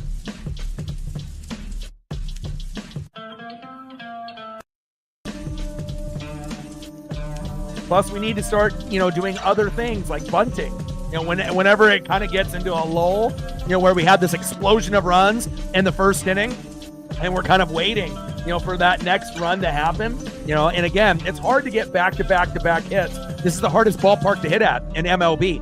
And luckily we have a couple homers, but again, we need to be able to find other ways, creative ways to get on base. And if that means bunting 1 to 2 times a game or more, why not? Cole with a 5er, appreciate you. Stacks on stacks, racks on racks with a little Cactus Jack, bang, bang. Let me know what you want to do for a photo, and in between the commercial break, I got you. First pitch to Jeffers, Takes a strike looking, painting that corner. 0-1 count. 0-1 pitch. In play. Lined out to right. Leody Taveras is there. 1 away. Appreciate you, Cole. Next up is shortstop Carlos Correa. Top of the 6th inning, 4-2 Seattle. And we're at 15, 85 to go. Absolutely, we will. First pitch, high and inside to Carlos Correa, 1-0 count. First time in MLB history a catcher has gotten 20 home runs before June 1st. Ever. Think about all the amazing catchers that, played back in the day, or notable ones that, people remember in this generation growing up. A lot of us, probably didn't get a chance to watch Johnny Bench, play live besides a few of you in the chat. But obviously, guys like him, right, with Mike Piazza, Pudge Rodriguez, Buster Posey, and then now, being able to, solidify yourself as the best catcher in baseball. Will Smith is having a good year for the Dodgers, and obviously the Orioles and Adley Rutschman aren't really the same team anymore. But again, it's just crazy to think that they didn't even have Cal as a top 10 catcher last year based on a lot of fans and MLB Network. Shame on them. Again, there's more to batting average in a guy. That's not the only stat that matters, but apparently that was the only stat that a lot of people cared about. And now you're starting to see, even with Cal raising that batting average 50 to 60 points, he's not even at 300. I can only imagine if Cal gets to a 300, 320 batting average, hell, he might get 60, 70 home runs. Sounds like a wild, crazy thing to say, but he's already pacing for 60 right now. Insane. With no steroids, no PEDs, just torpedo bats. You still got to be able to get contact for it to work, though. 2-0 pitch. Big swing and a miss. 2 balls and 1 strike to Carlos Correa. And there you go. Nice job by Cal getting Correa to pop up. 2 away. Down goes Carlos. Next up, second baseman 0 for 2 with an RBI and a K, Brooks Lee. First pitch from Wu to Lee, fouled off with the slider, 88 miles an hour, 0-1 count. Monkey, appreciate you. Thank you so much, man, for your support. It really does mean a lot. Stacks on stacks, racks on racks with a little Cactus Jack, bang, bang. Anything that you want to see photo-wise, if you got a favorite player, based on whatever sport, baseball, basketball, football, hockey, whatever, you let me know and I got you. Thank you so much, Monkey Kung Fu and Cole, as well as Captain, helping us out with the Dono train. 0-1 pitch, fouled off with that changeup this time around. Slider and changeup fouled off by Brooks Lee, 0-2 count. 0-2 pitch. High and away from Wu to Lee. 1 ball and 2 strikes with nobody on and 2 outs with a 4-2 Seattle lead. Magic number for the Mariners, like I said, was 4 runs, 7 to 10 hits. We obviously have hit that number, and we still need 1 more hit to hit the 7-hit number, which I know we're going to get. But we obviously got the runs, all of those in the first. We're just waiting for that next explosion. And once the starting pitching goes out, we'll see where it goes. And hopefully our bullpen doesn't look like Colin Snyder yesterday. And Lee singles to right. Nice base knock with 2 outs. 2-out single by Lee.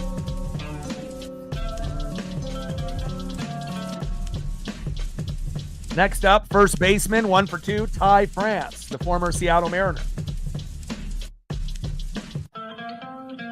First pitch to Ty, fouls it off with that sinker right down the middle, 95 miles an hour by Brian Wu, 0-1 count. Dave Niehaus, great choice. My, oh my.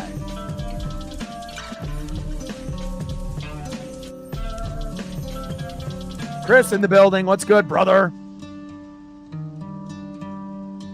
And obviously, the more success the Mariners have, the bigger the channel is going to get, with Mariner fans all over the globe, not just ones that are in Oregon and Washington in the Pacific Northwest. And France in play, flies out to the shortstop. JP is there. And that is the end of the top of the sixth. All right, let's see if we can get some photos here lined up. Same idea for Cole and with Captain and with Monkey. If he will get the Dave Niehaus here going as well. The best catcher in baseball. The potential is unlimited. And not only will he be the starting catcher in the American League this year, when they do the World Baseball Classic, he'll be the starting catcher for that as well. The sky is the limit, and I can't wait to see what kind of records this guy's going to break. And if he ends up playing 15 to 20 years for the Mariners, he may go down as one of the best catchers of all time when it's all said and done. You know, pretty wild to say that, but, you know, again, he's got the potential, and if you look at his numbers, you know, again, if he continues on this path and doesn't have any major injuries, it could happen.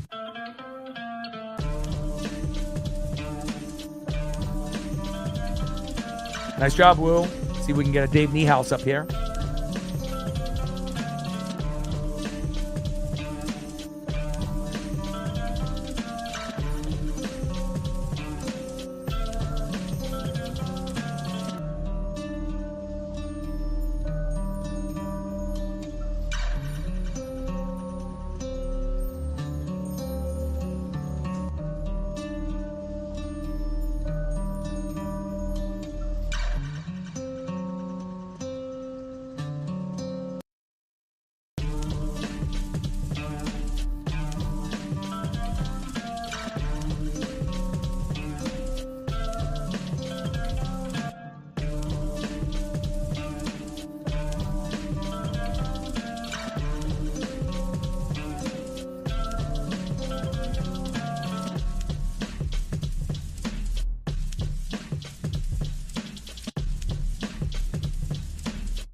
What a stud. See if I can find some more. That last one was a little too blurry for my liking, but we'll see if we can come up with some other options. Next up is big dumper Cal Raleigh. First pitch inside, tries to jam the hitter. 1-0 count from Matthews to big dumper. 1-0 pitch. Inside with a four-seam fastball again, tries to jam the hitter there. 2-0 count from Matthews to big dumper. 2-0 pitch. Low and away, fouled off with the four-seam fastball. 2 balls and 1 strike to Cal Raleigh. Let's go, Cal.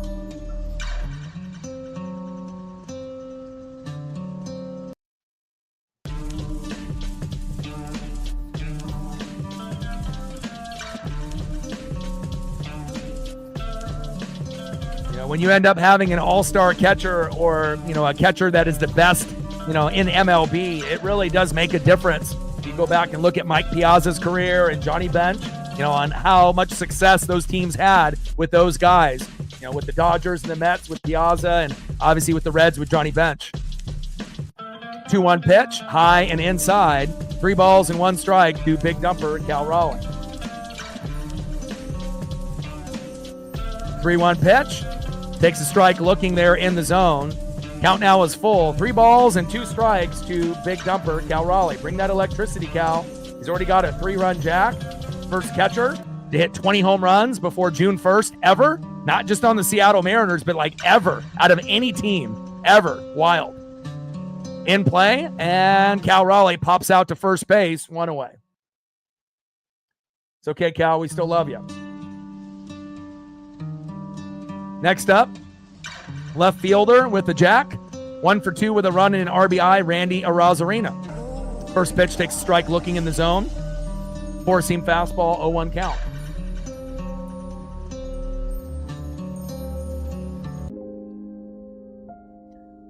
Oh, 1 pitch, high and inside with the changeup. Tries to jam the hitter there. 1 ball and 1 strike from Matthews to Randy Arozarena.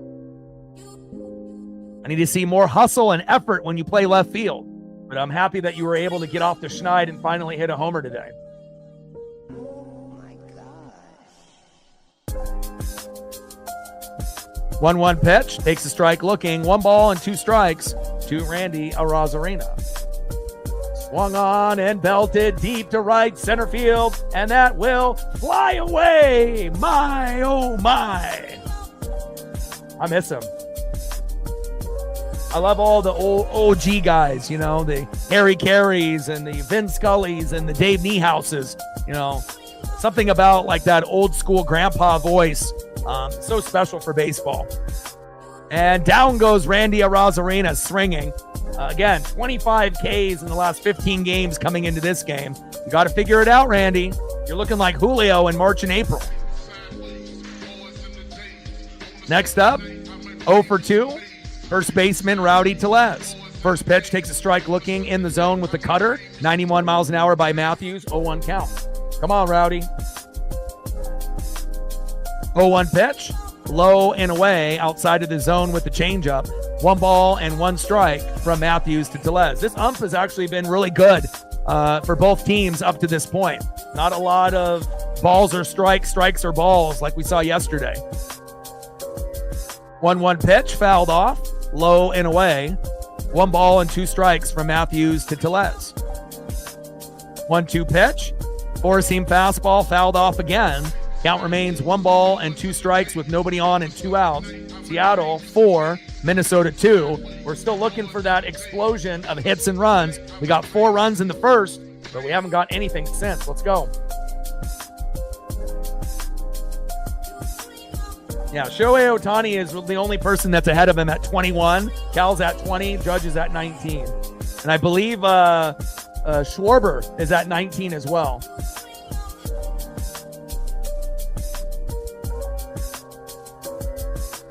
All right, down go the Mariners there. End of the 6th inning. And again, something has to give.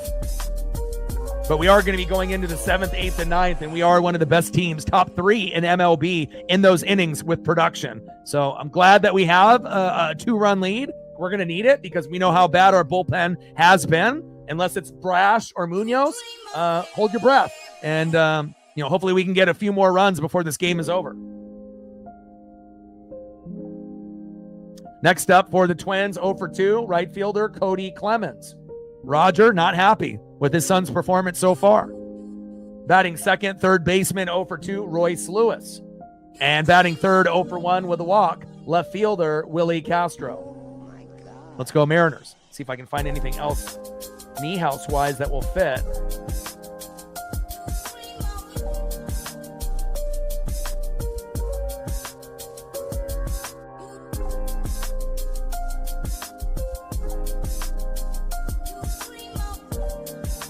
Even if I find one that doesn't fit the screen like this, just something that has that throwback jacket that I'm thinking of. Oh, here we go. Perfect. My, oh my. God, look at the throwback jacket with the baseball and the M's. I love it. Niehaus, my dog.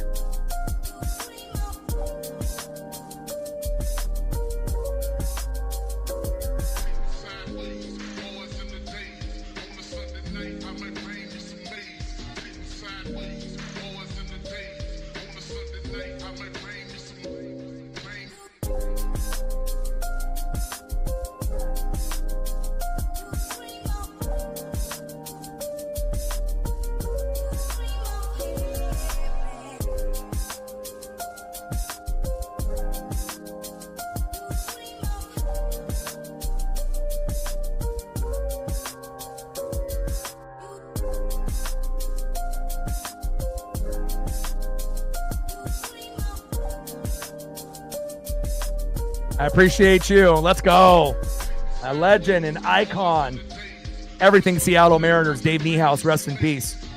First pitch from Brian Wu to Cody Clemens. Fouls it off right down the middle, 0-1 count. Clemens in the box, Wu on the mound here in the 7th. Pitches outside, about 5 feet off the plate. 1 ball and 1 strike from Wu to Clemens. 1-1 pitch, takes a strike looking in the zone, right down the middle. 1 ball and 2 strikes from Wu to Clemens. Let's go, Wu. Let's go, Brian. Bring that electricity, baby. Finish strong.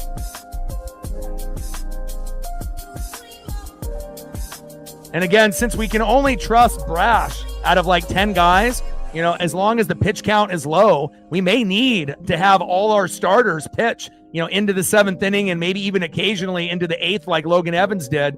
But obviously Wu is at 85 pitches, so this will be the last inning. And then we can have Brash come in the 8th, and then we can have Munoz in the 9th. You know, and again, if we had other guys like Spire and Legomina, who normally are second and third after Brash, as based on talent level, those guys are not trustworthy. They're the best, you know, after, you know, Brash. But again, Spire and Legomina have been fucking up lately. Maybe not as bad as, you know, Colin Snyder, but I don't trust those guys anymore. And hopefully I'll be able to, they'll earn my trust again. Pitch is inside. Now count is full. 3 balls and 2 strikes from Wu to Clemens.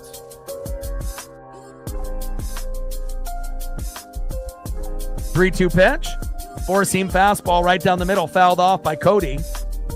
Count still remains. 3 balls, 2 strikes. Count is full. Nobody on with no outs. Wu still on the mound in the top of the 7th inning. And again, you know, obviously for George Kirby and Bryce Miller, they're not going to be able to pitch this deep.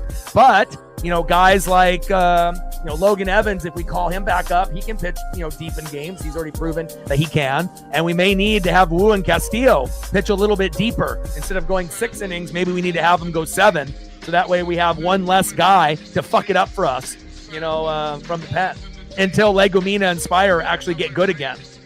Or unless they have Brash pitch more than 1 inning, which would be ideal, but he's coming off Tommy John. Clemens grounds out to second, throw to first, 1 away.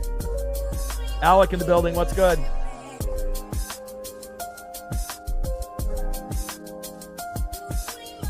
Down goes Cody with that dribbler. Next up, third baseman Royce Lewis, top of the 7th, 4-2 Mariners.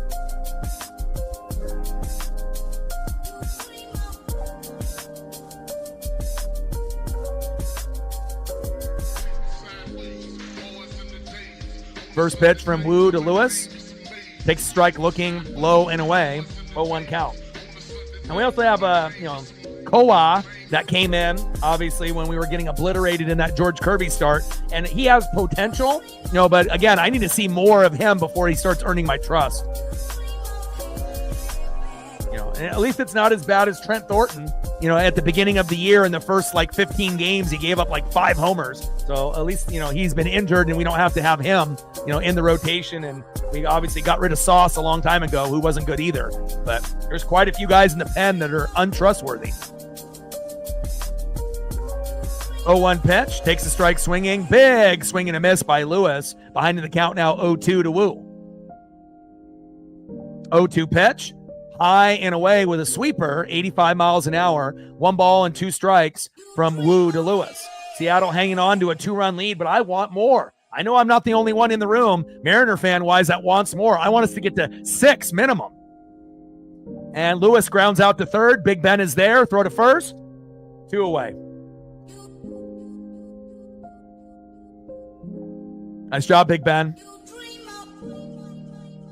Down goes Lewis. Next up in the 9-hole, left fielder, 0 for 1 with a walk, Willie Castro.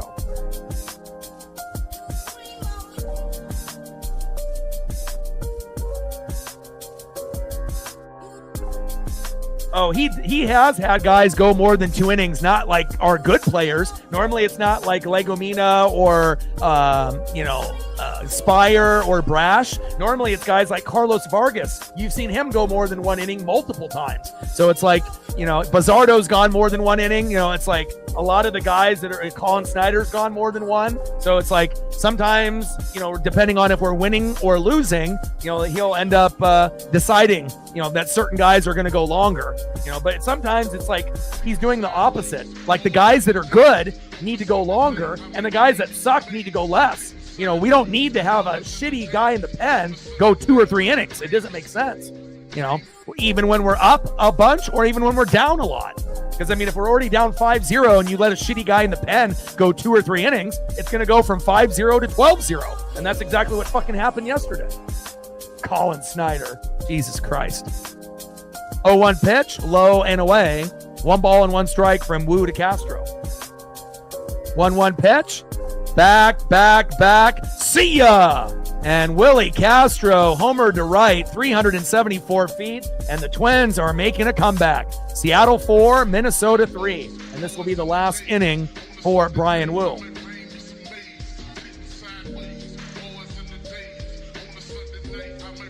Barely a home run for Willie Castro.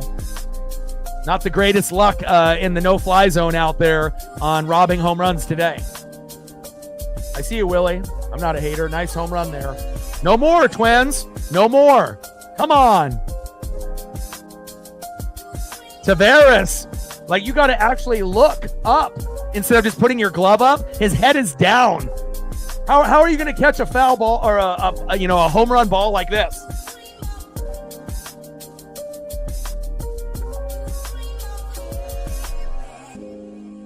You got to be able to look up when you're trying to catch the ball. You can't have your head down. Unbelievable. Like, I get it. That's a backup to Victor Robles, but come on, Leote. What are the chances of you actually getting the ball to magically fall into your mitt when you're looking down? At least look up to see if you have a chance trajectory-wise, and then you might be able to move your hand slightly to the left or right, and then maybe you get that. All right, Mariners. We're up still a run. And again, we are one of the top 3 teams in MLB in the 7th, 8th, and 9th. And, we may not score 6, 7, 8, 9, 10, but hopefully we can get at least one more run before the game ends, because the way that the Twins are playing, they're going to push us to the limit. And Woo's day is done. And they're bringing in Brash. Smart move.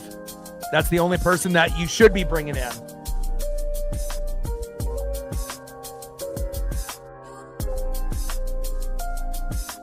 Dave knows it too.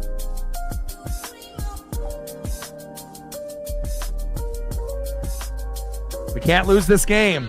This is a must-win game for the Mariners. Considering we got Bryce Miller making his, return to the team. If he looks anything like George Kirby, we're fucked tomorrow. And then we got Luis Castillo, which we feel pretty confident in winning a game on Sunday. But even Luis, even though he's been better than he was in 2023 and 2024, there's still a chance that he pitches well and the bats don't come alive and we lose. So we have to make sure that we win this game, so that way we get that, good feeling, in that game number 1.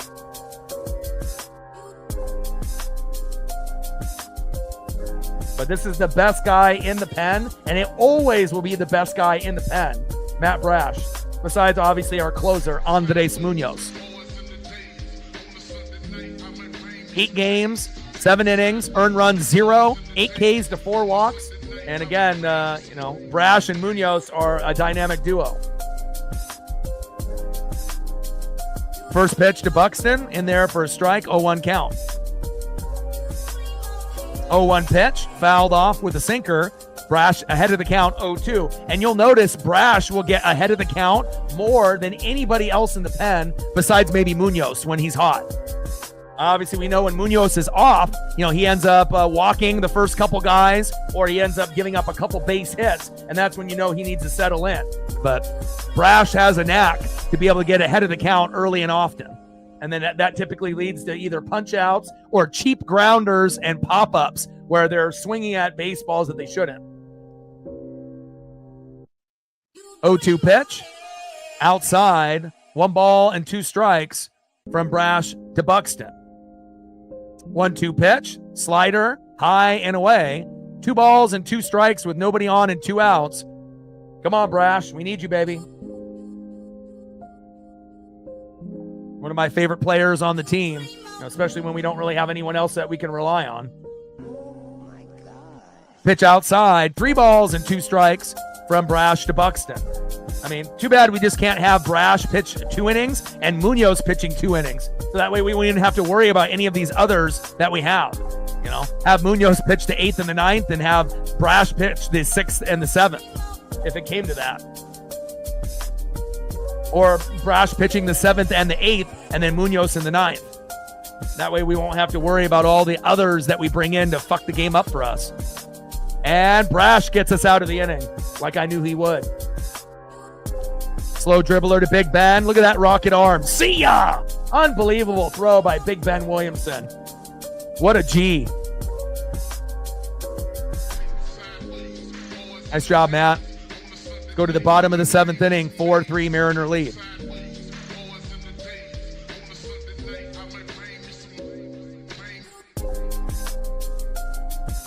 Next up for the Mariners, 0 for 2 with a K, right fielder Leody Taveras. Batting second, 0 for 2 with a K, Miles Mastrobuoni. And batting third, 0 for 2 with a K, third baseman Ben Williamson.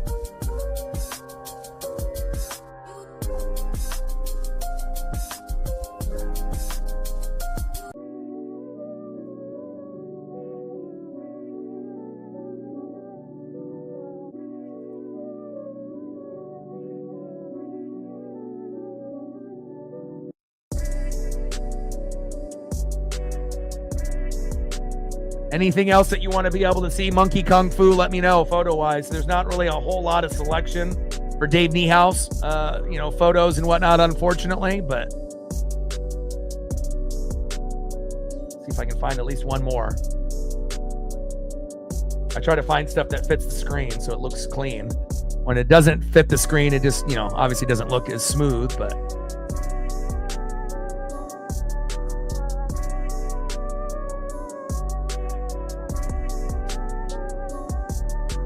too blurry for my liking.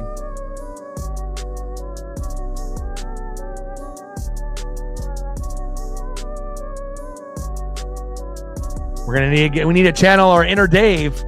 Let's go. First pitch from Matthews to Leody, takes a strike looking outside on the line. 0-1 count. Come on, Leody. You got to make up for that, nonchalant, putting your head down and putting your glove up. You could have robbed that home run if you just looked up. 0-1 pitch, fouled off, high and away, behind in the count 0-2. And they even got Matthews. Even though he gave up 4 runs, they even got him out there. So looks like the Twins have some bullpen issues also. 6 more likes to get to 50. Let's get there, and that's the goal for the stream. We can do it.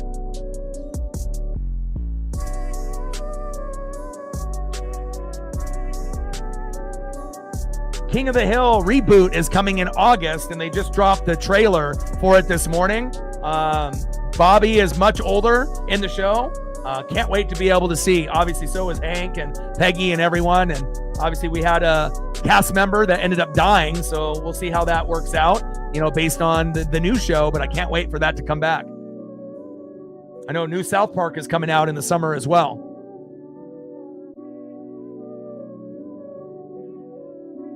And down goes Leody, 1 away. Next up is Miles Mastrobuoni. First pitch, takes a strike looking, low and away. 0-1 count from Matthews to Mastrobuoni. 0-1 pitch, takes another strike looking in the same location in the zone, behind in the count 0-2 to Miles. Come on, baby.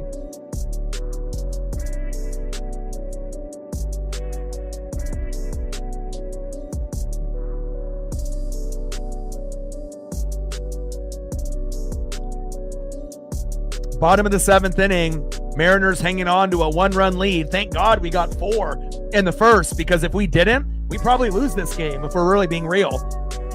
We needed to get run production, and again, bullpen is very shaky. The bats have been shaky, and something's got to give at some point. Pitch is low and away. 1 ball and 2 strikes from Matthews to Mastrobuoni.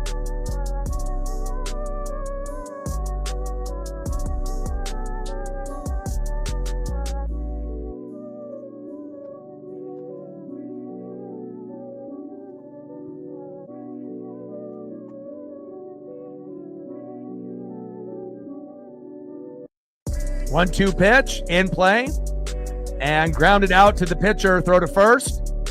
2 away. Next up for the Mariners, a guy that's been playing amazing defense at third. 0 for 2 with a K, third baseman Ben Williamson. Come on, Ben.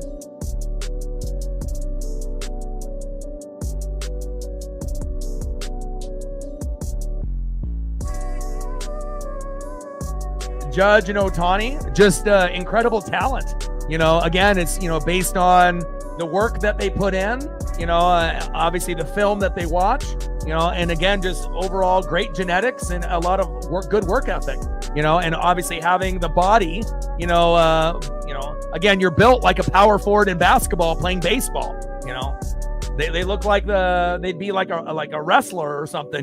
These guys have really big frames, and again, you have to obviously have strong legs and strong arms, and you have to have good vision, with the ball. And Ohtani and Judge are two of the best in this generation, and maybe we can add Cal Raleigh in a few years to that list as being just like them.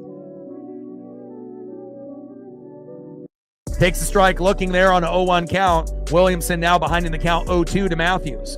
Bottom of the 7th inning, 4-3 Mariner lead. I can't go through another loss with this team. It's been such an up and down journey after that 9 consecutive series win streak ended. Everything has really collapsed on us, and we can't afford to lose this game. All right, end of the 7th inning. We're still up a run, but if we're not careful, the Twins are going to end up tying this game and possibly taking the lead. Let's go to the top of the 8th and see who's up next for Minnesota.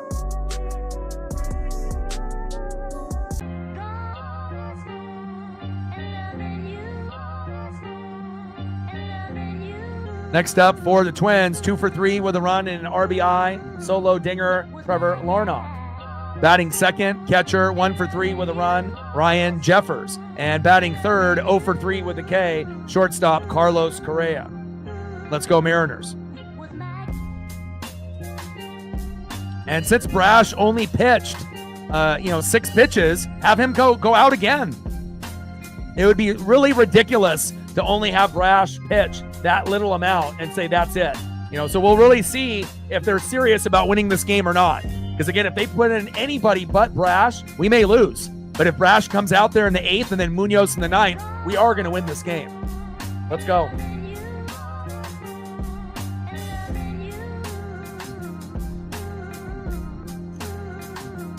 Yeah, Young and Ford have been fantastic. I've been following their games and looking at the stats, watching the film. They've been putting on a nice heater. Oh God, they're bringing in Vargas. How are you going to let Brash pitch 6 fucking pitches and then you're going to bring in a guy that's going to blow the game for us? Jesus Christ, Dan. Vargas is not good. I don't like him at all. He might be slightly better or more reliable than Colin Snyder, but Vargas is all over the place. I mean, it feels like the defense bails him out, and every once in a while, he'll get a punch out here and there, but a lot of times it's wild pitches that are all over the place, lots of walks, and a lot of base hits, and sometimes homers given up. I don't like this at all. What kind of fucking move is this, Dan Wilson? This is like a Scott Service move. Jesus Christ. We better not lose this game in this inning. We better see the good Carlos Vargas, not the shitty one.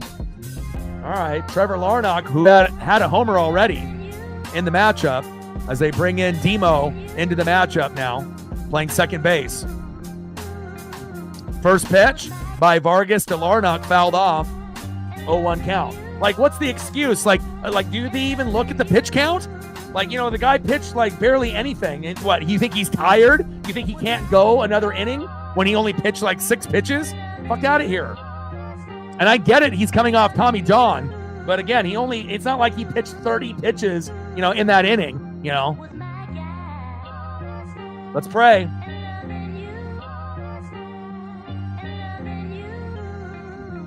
Six more likes to 50. Let's get there. Like, sub, donate, comment, share. If you haven't smashed that like button yet, please do. 50 is the goal. So if you haven't hit the like button yet, please do. Help us out. 0-1 pitch. Takes a strike swinging. Behind in the count, 0-2 for Larnach. Come on, Vargas. I don't like you, but hopefully it'll work out here. 0-2 pitch. Big swing and a miss. 1 away. Down goes Trevor. Nice job by Vargas. 1 away. Next up is catcher Ryan Jeffers.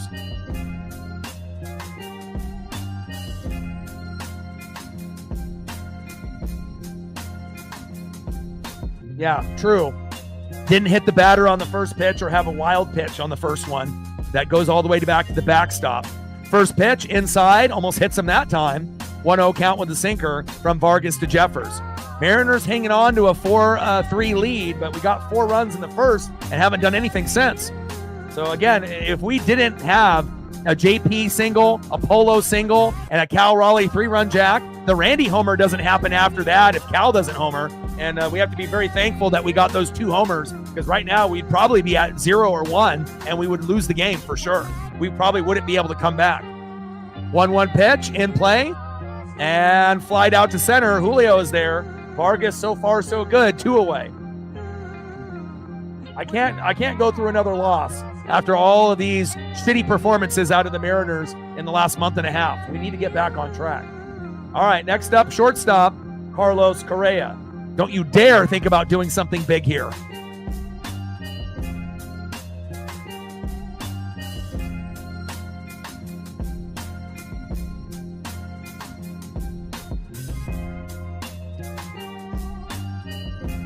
Let's go, baby. First pitch, takes a strike, looking right down the middle to Correa, 0-1 count. And it looks like Vargas is in the zone for this particular outing. Normally, he's all over the place with his pitches. And if there's still time for that to happen, but so far so good with 2 outs. 0-1 pitch, high and inside, almost hits Correa. 1 ball and 1 strike, nobody on and 2 outs. Find a way to get Correa out. I don't even need a punch out. Pop up or ground out. 1-1 pitch. Low and at the knees. 2 balls and 1 strike to Carlos Correa.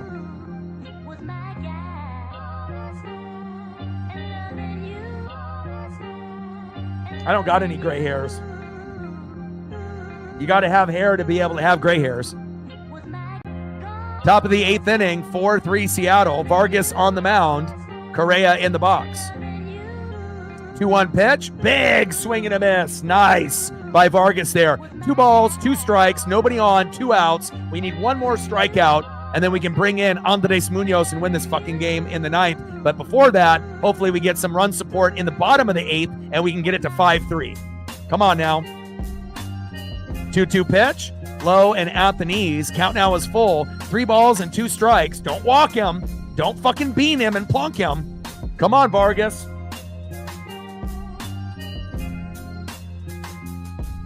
But this particular outing for Vargas, he's in the zone more. You know, it seems like, you know, he's not in a position where, you know, he absolutely looks terrible. But again, we're not out of this inning just yet. Pitch fouled off with that sinker. Tries to jam the hitter. At least he didn't hit him there. Count full. 3 balls, 2 strikes, 2 outs, nobody on. Top of the 8th. We're up by 1. And let's keep it that way. Come on, Vargas. And he fucking walked him. God damn it. Correa to first.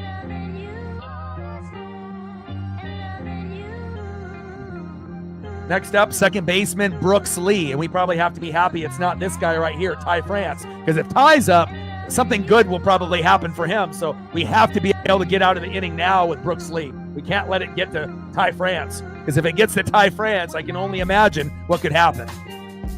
First pitch to Brooks Lee. Takes a strike looking, painting the corner, low and away. Good pitch by Vargas. I don't say that often. 0-1 count. Top of the 8th, runner at first with 2 outs. Come on, Vargas.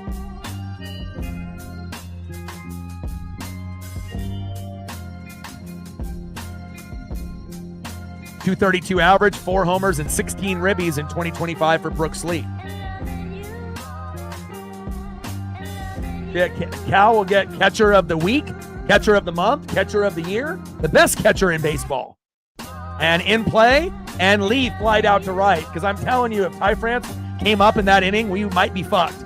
And thankfully, Vargas doesn't lose the game for us, and we're still up a run. Thank God. All right, here we go. This is where we add on at least 1 or 2 more runs. Let's do it right here. We need insurance, and I'm not talking Geico. Next up, 2 for 2 with a run and a walk. Shortstop, J.P. Crawford. Let's go, J.P. You can do it, baby. Let's go, J.P.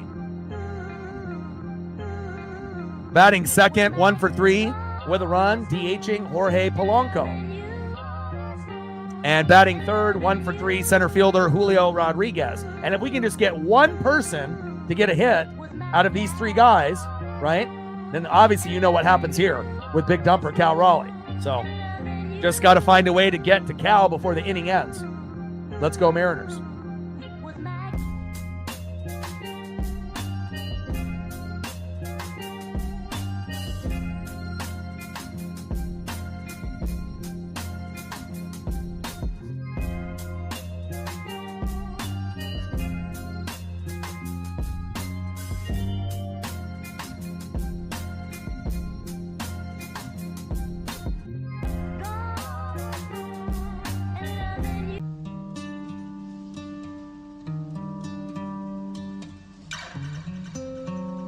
Let's go, baby.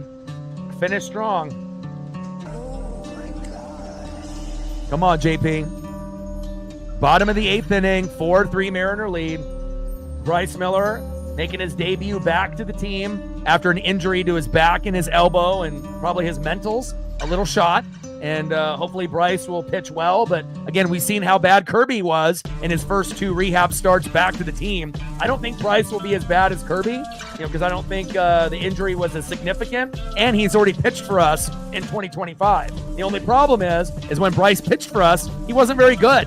You could probably say he was the worst pitcher in the starting rotation besides Hancock. But now Hancock is actually getting better as the year is going on. So we need Bryce to get back to form, and same thing with Logan Gilbert. He'll be back in about a week. So, and hopefully we can send Hancock down, if we end up doing that, and bringing Logan Evans back up. I know they don't really want to go with a 6-man rotation, but we're probably the only team in MLB that actually could do it, even if it's temporary.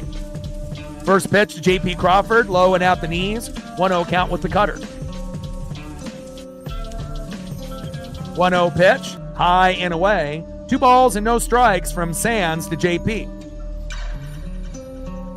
2-0 pitch, fouled off right down the middle. That was the pitch JP was looking for. 2 balls and 1 strike to JP Crawford. 2-1 pitch, high and away. 3 balls and 1 strike to JP Crawford. Come on, JP. Take the walk if it's there.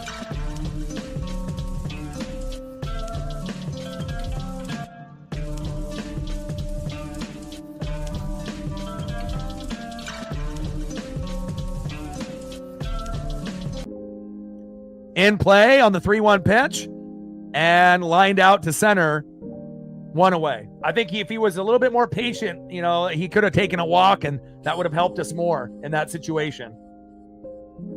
Next up, 1 for 3, Jorge Polanco. First pitch, tries to jam the hitter, 4-seam fastball, high and tight inside. 4-seam fastball, 94 miles an hour by Sands, 0-1 count. Come on, Polo. You got a single in the first inning, but you haven't done anything since.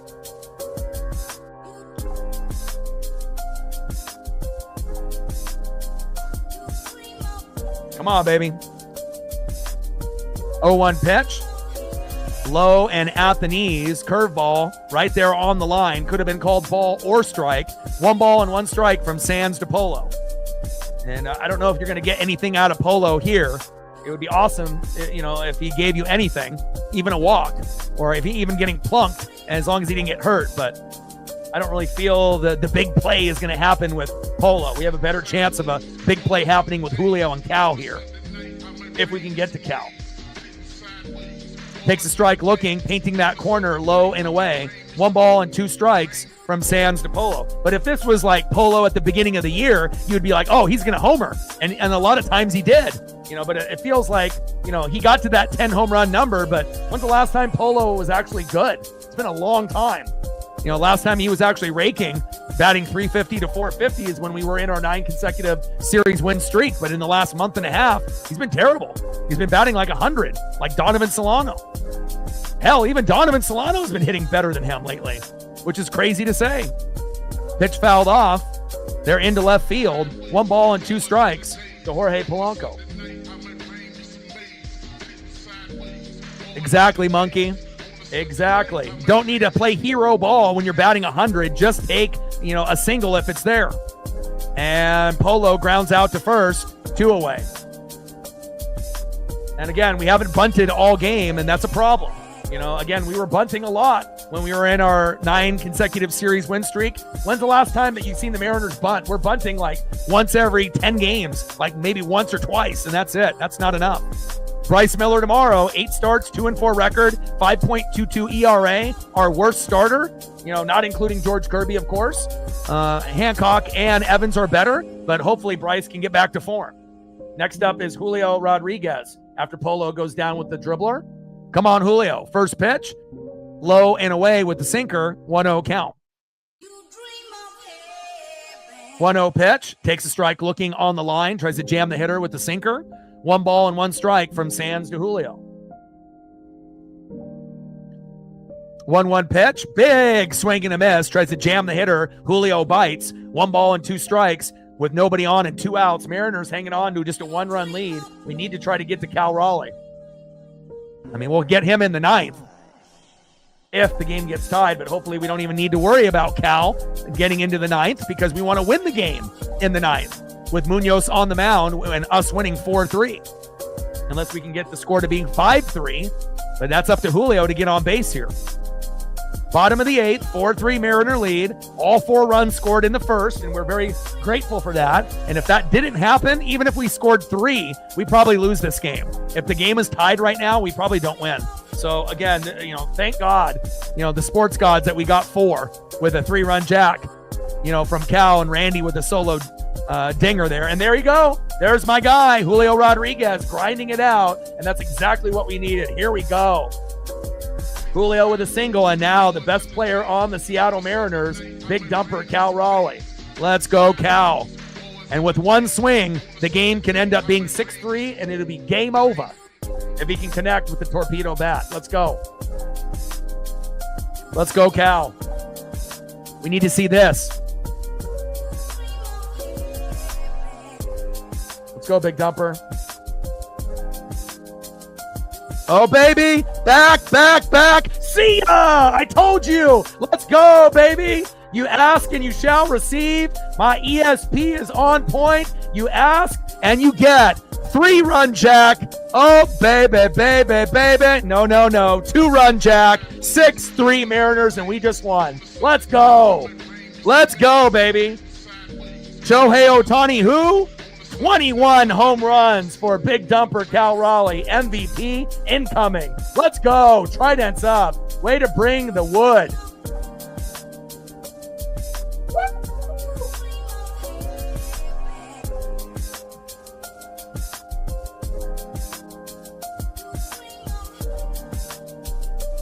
There it is, baby. And just like that, game over. Randy Arozarena. Nice little base knock right up the middle. And Randy feeds off that energy after Cal ended up hitting that 2-run jack. Let's go, baby. How things can change so quickly. Let's go. Let's go. Hell yeah. And again, sometimes you just got to call it, and again, if you talk about it and say what's going to happen, sometimes it does. And again, we've had a couple moments like that in this game, where we're just talking about what needs to happen. And then, if the sports gods are on your side, they'll make it happen. And again, we needed to get that 2-run jack. I told you we needed to get to Cal. And if we did, something good would happen. And look at that. Cal Raleigh, 2 home runs in the same game, single-handedly winning the game by himself. 6-3 Mariners. And Randy getting picked off. What's new?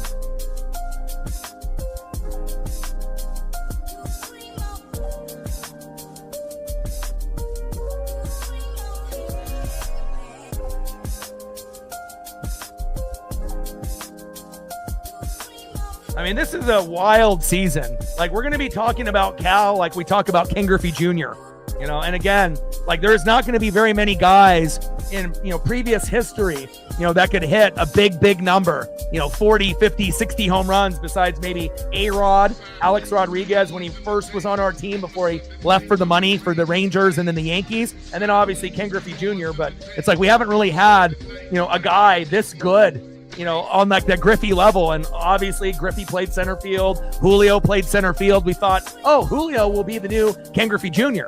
And even though he's not, we still need him to, be a good player. But Cal Raleigh is a great elite player. Unbelievable. The best in his position, like Andres Munoz. Sands to Rowdy Tellez, high and away. 2-0 count to Rowdy. Let's go. Let's go, baby. I mean, I'm going to come up with more ESP moments than anybody. But again, it's like, I'm going to be watching this team, from beginning to end, whether we win or we lose by, a billion like last night. I know a lot of Mariner fans turned the TV off, after Colin Snyder, did the Colin Snyder thing, But again, I have to look at the bright spots on any type of situation. See body language. Who's actually still trying when we're getting our ass kicked? Bottom of the 8th inning, 6-3 Mariners. stands on the mound. Rowdy Tellez fouls that one off. 2 balls and 2 strikes to Rowdy Tellez.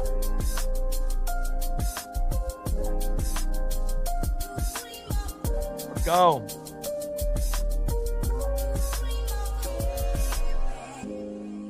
In play, and Tellez grounds out to first, but that's okay. Cal Raleigh, 2-run jack. And again, it needed Julio to get on base. So it's a nice combo effort. And again, so that way it's not just a solo dinger. But again, you got to have your Jordan to your Pippen. And we definitely have a dynamic duo with these two. And I wouldn't trade either one of these guys for anybody in the league. I mean, obviously, unless we could get someone like an Aaron Judge for Julio or a Shohei Ohtani, but that's never going to happen. But Big Dumper, amazing. I mean, he's going to be breaking so many records this season, and shame on all of those fans and all of those writers and all of those people on ESPN and MLB.com thinking that Cal, wasn't a top 10 catcher, let alone top 5. And now, everyone is going to be bowing down to the Big Dumper, which they should. Let's go to the top of the 9th inning. We got a 3-run lead. This game is over. And Andres Munoz is going to come in and kick the fucking door down. Let's go. Nice job by Brash when he got a chance to get in. We don't have to worry about anybody else besides those two. That's when we win. But we had Vargas actually come in and do a decent job as well. He didn't fuck the game up for us. And especially with Bryce Miller making his return tomorrow, this had to be a must-win game. And if we win with Bryce tomorrow, we might sweep, with Castillo, but we'll wait and see what happens tomorrow.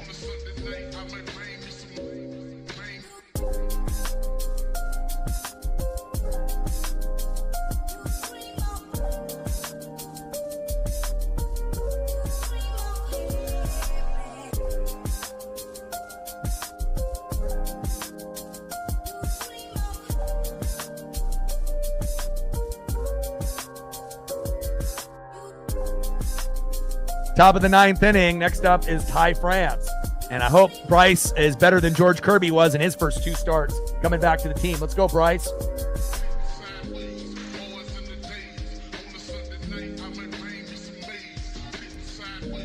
Next up for the Twins, 1 for 3, the former Seattle Mariner first baseman, Ty France.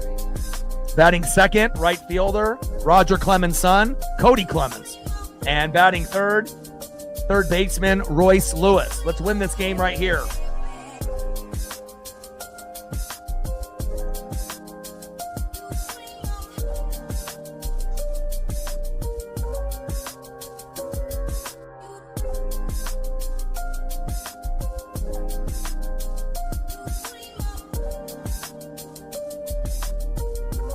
First pitch in play, and France with a single to right. Not surprised.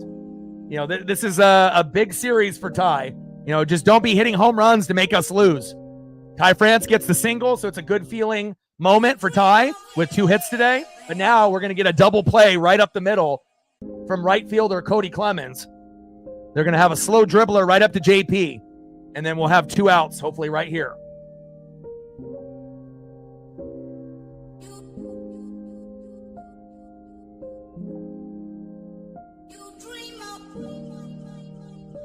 I mean, I'm not going to be able to predict every single big play that happens for the Mariners, but I'll be able to predict a few throughout every stream. At least 1 or 2, sometimes 3, sometimes 4 or 5 plays. 1-0 pitch, fouled off. 1 ball and 1 strike from Munoz to Clemens. 1-1 pitch, takes a strike looking in the zone. 1 ball and 2 strikes with a runner at first and no outs. Give us that slow dribbler right up the middle for a double play for JP Crawford. Let's go. How close are we to the 50 likes? Well, we don't get the double play, but we get Clemens to strike out swinging. 1 away.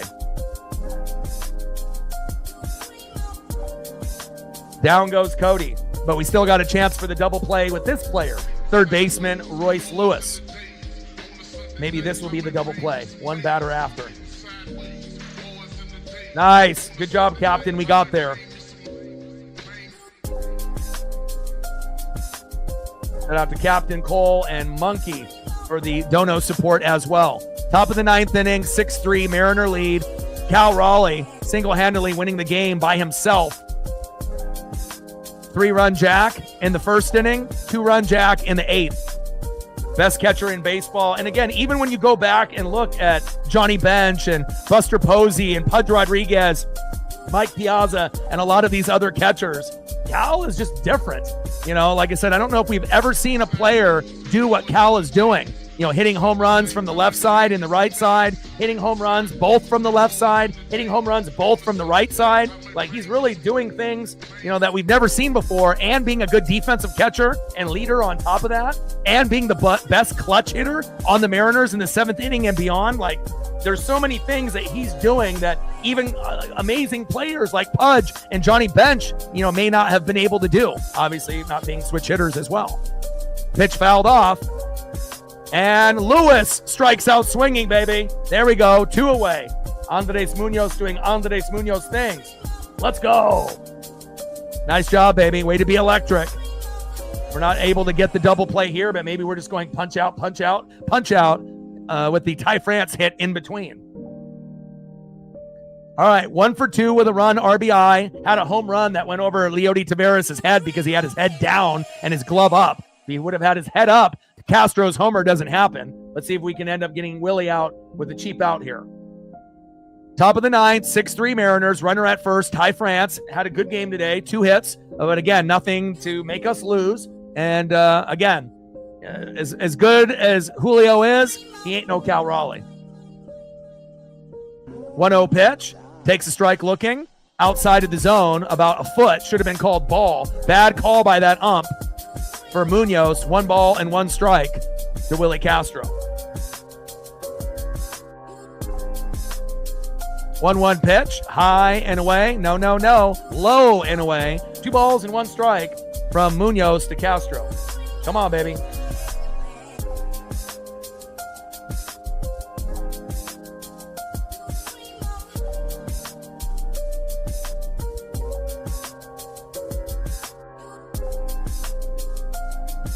Two-one pitch, low and away. 3 balls and 1 strike from Munoz to Castro. Let's go. Let's win this, baby.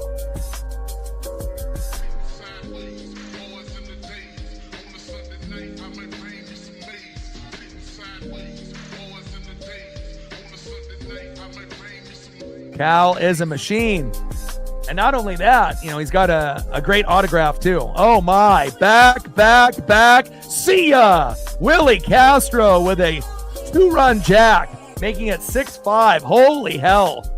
Wow. Castro is hot today. He's doing his best impression of Cal Raleigh.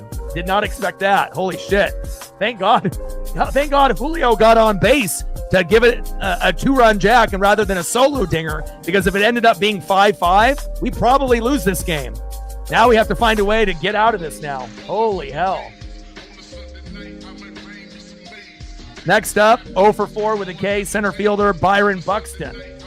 He's got 10 homers for the season. Cannot give up a homer here. And again, it's not like Munoz does that often, Shocking. But again, sometimes certain players are on, just like Cal was on today. Willie Castro with 2 homers himself. First pitch to Buxton. Takes a strike looking in the zone. 0-1 count. Come on, Munoz. But we can't be mad at Munoz. I mean, hell, he had an ERA of 0 for like 55 games. At some point, someone was going to get a big RBI or a big homer or 2 in play. And a single by Buxton. Fuck. Come on, Munoz. Munoz getting a little shaky now. And next up, DHing Trevor Larnach. And earlier in the game, he homered. We cannot afford a 2-run jack here to lose 7-6. Fuck no. Fuck no. Not after Cal hitting 2 home runs. Come on now. Settle in, Munoz. Jesus Christ. First pitch from Munoz to Larnach, low and away. 1-0 count. I still believe in Munoz too, but gosh, this is getting scary now. Like, we have to be very thankful that we scored 6. I mean, we needed 4 to 5, and that would have kept us in the game. But it's not like we score 6 runs often anymore. We averaged 6 for about a month and a half in that 9 consecutive series win streak, but we've been scoring 1 to 3, every 3 to 4 games in a row, and then we have that explosion game of 6 to 10. And I guess this is it here. Pitches outside, 2-0 count from Munoz to Larnach. Come on, Munoz. Don't get rattled from that 2-run homer. You can still do this. And Buxton steals second. Jesus Christ. Takes a strike looking. 2 balls and 1 strike from Munoz to Larnach.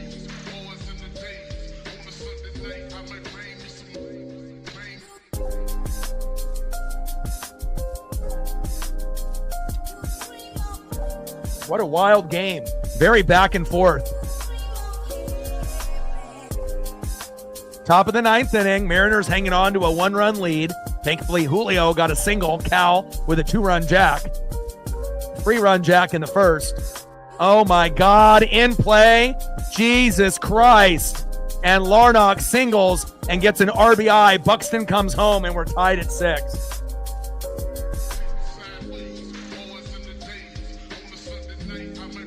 This is literally like the worst time for Munoz to have his worst game of the year. Are you kidding me?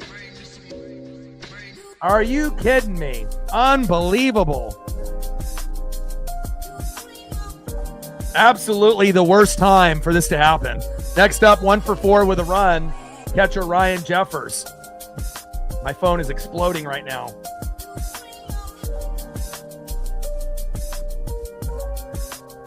Yeah, that is a false. You don't even have $1,000 to your name.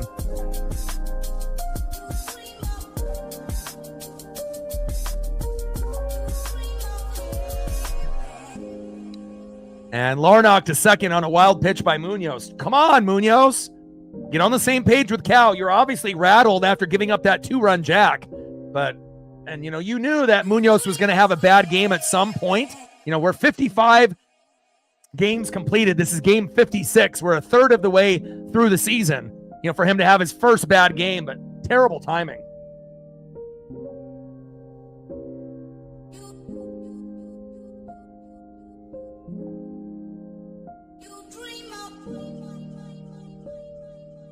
Oh my God.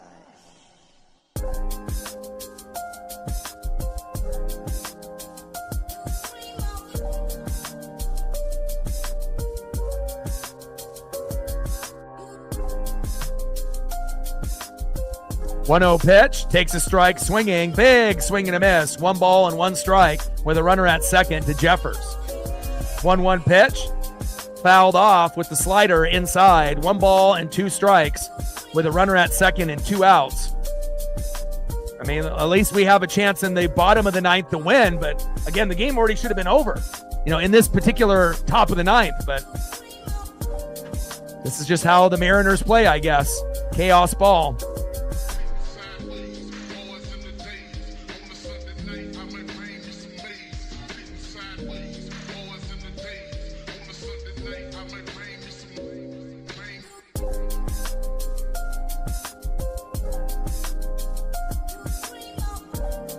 And Munoz finally gets out of the inning with a great defensive play there by Rowdy Tellez. If Rowdy doesn't come up with that play, maybe we lose 7-6. But at least they didn't take the lead. We have to think of the bright side of it all. That was the worst outing for Andres Munoz, and again, at least the game is still tied. They took the lead based off hits from 9 to 10. And at least we have an opportunity, hopefully, to win here in the bottom of the 9th. Because if it goes to 10 or 11, based on the momentum and the Uncle Mo, we may lose this game. Just being real. We have to win it here.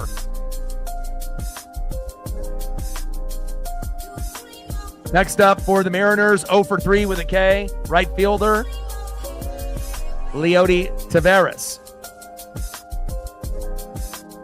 Filling in for Miles Mastrobuoni, Dylan Moore. And batting third in the lineup in the 9-hole, 0 for 3 with 2 Ks, Ben Williamson. Come on, Mariners. Wu and Munoz not playing well. But also you have to give credit to the Twins. They're a good team, and good teams find a way.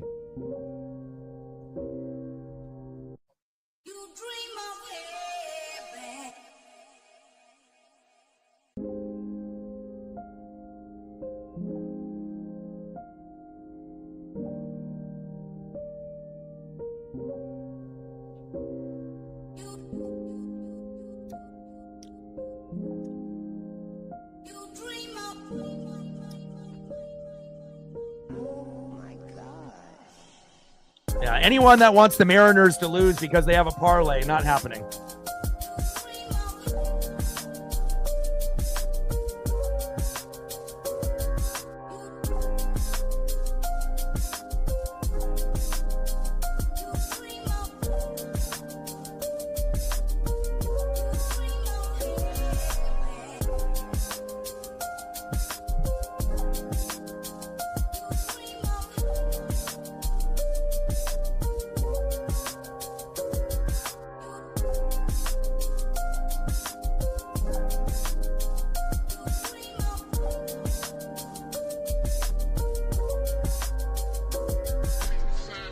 See ya.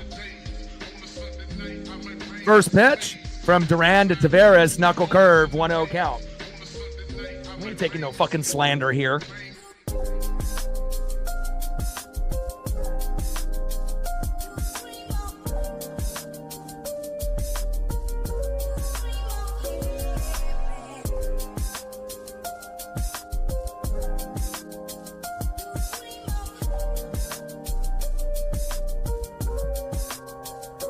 One pitch, takes a strike looking. 1 ball and 2 strikes from Duran to Taveras.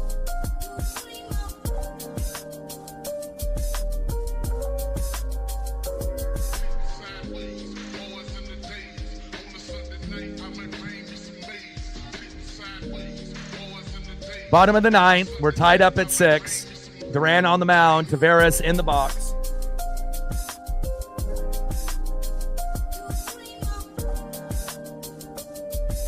1-2 pitch, knuckle curve fouled off right down the middle. 1 ball and 2 strikes to Leody Taveras.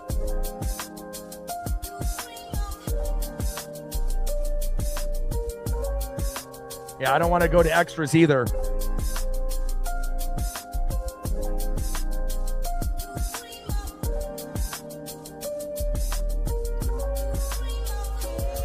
In play, and Taveras grounds out to the shortstop. Throw to first, 1 away.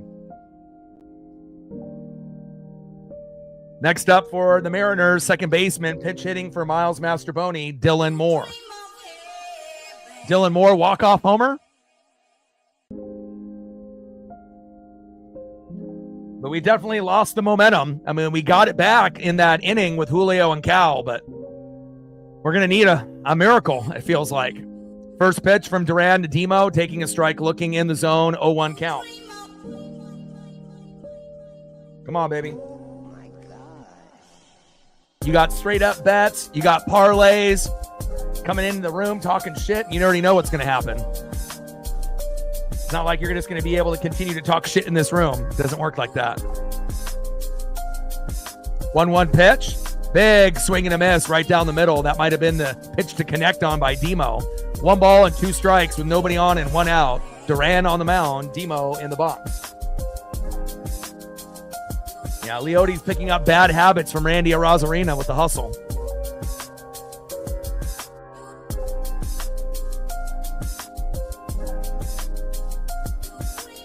In play.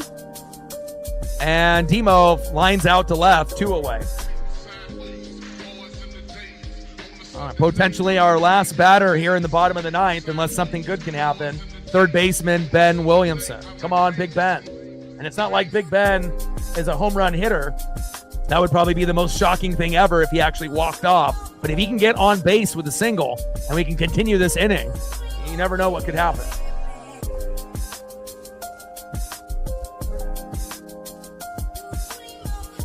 First pitch, high and inside, 4-seam fastball, 1-0 count.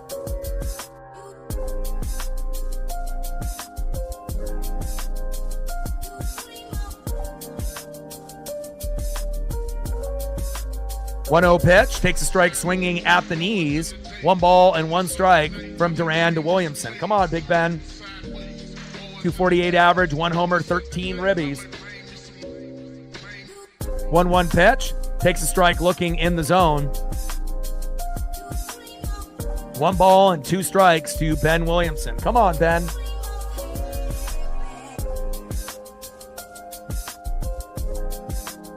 And down goes Williamson. Fuck. All right, we're going to extras now, and I hope that we can find a way to win this game. But momentum is, started with the Mariners, then the Twins took it back, then the Mariners took it back late in the matchup with Cal getting a 2-run jack to give us a lead, and then Munoz fucked it all up there at the end. But again, it's the first time that we've seen, Wu and Munoz, 2 potential all-stars in 2025, kind of have an off game. Worst timing ever, especially with Cal, Big Dumper with 2 homers, and at 21 homers, tied for the lead in MLB with Ohtani. First catcher in baseball to have more than 20 home runs before June 1st. And we're going to need a miracle. Let's go to the top of the 10th and see who's up next here for the Twins.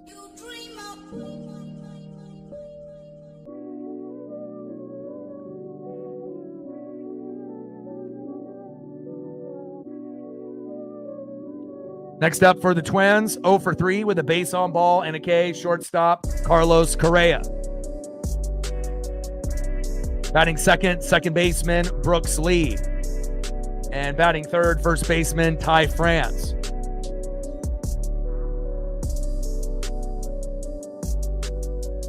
And then Mariners bringing in Casey Legumina.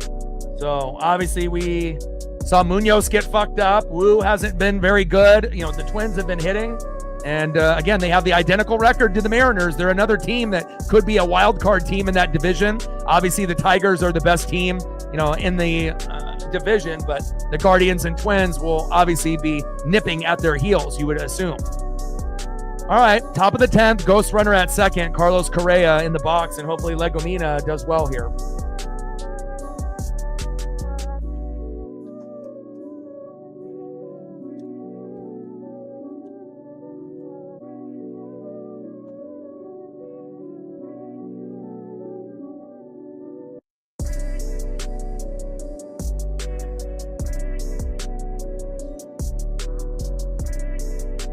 Gained 6 subs this stream.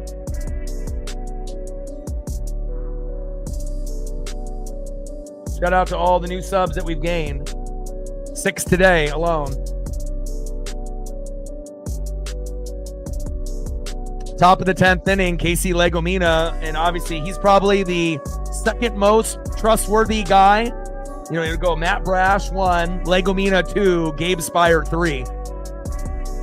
Oh my, wow. And I guess not. Legumina, first pitch to Carlos Correa. Back, see ya. Wow, we just lost. Unbelievable. 2-run homer by Correa. Feels like we're playing the Astros all over again, and now we're down by 2 runs. You got to be shitting me. So I'm telling you, our bullpen, Legumina might be the second best guy after Brash, and he's not reliable. Again, Gabe Spire, he's not reliable. And those are our number 2, number 3 guys in the pen after Brash. It's like we literally can only trust Brash and Munoz, and we can't even trust Munoz today. Golly. I mean, it's going to take a miracle for us to be able to come back now. We might get swept by the Twins, especially if Bryce and Luis Castillo don't pitch well in the next 2 games. Hopefully we can find a way. But this is not looking good. 1-0 pitch, fouled off. 1 ball and 1 strike from Legumina to Lee. I mean, again, at the trade deadline, we better get some fucking bullpen help. Because we fucking need it bad. Otherwise, if we don't, we're not going to win the division. We're going to have to get in with a wild card.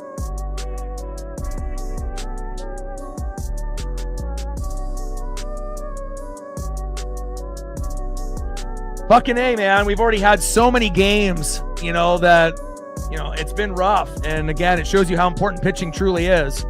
In play, and Lee singles to right. I mean, every single batter on the Twins is roughing up anybody, from our best pitcher, Brian Wu, to our best closer in the game, and to Andres Munoz. And then if you're not, good as a starter and good as a closer, both guys could be all-stars this year. And then you bring in others, they're getting fucked up too.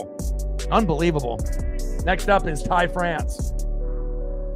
First pitch to Ty with a sweeper. Outside, 1-0 count. 1-0 pitch from Legomina to France. Big swing and a miss. 1 ball and 1 strike from Legomina to Ty.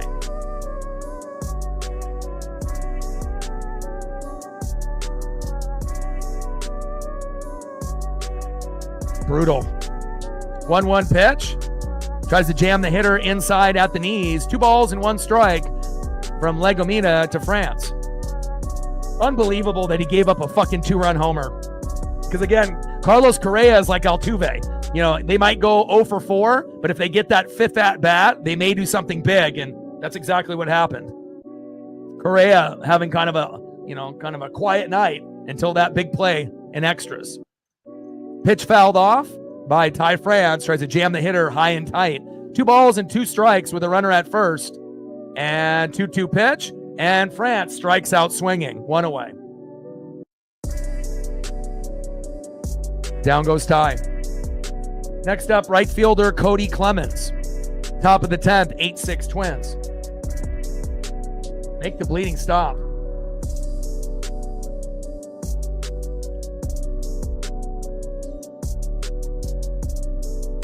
Tell him, Alec. I don't know why people think likes are the most precious thing. It's not Lord of the Rings, my precious, It's like, if you don't want to comment and you're not going to donate, you can at least hit the like button. It literally takes a second. Especially if you're here watching. Clemens popped up to the shortstop in play, 2 away.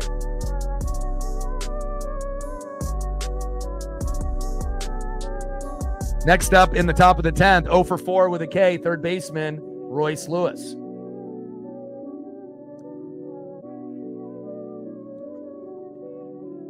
First pitch. Low and away, 4-seam fastball, 94 miles an hour, 1-0 count from Legomina to Lewis.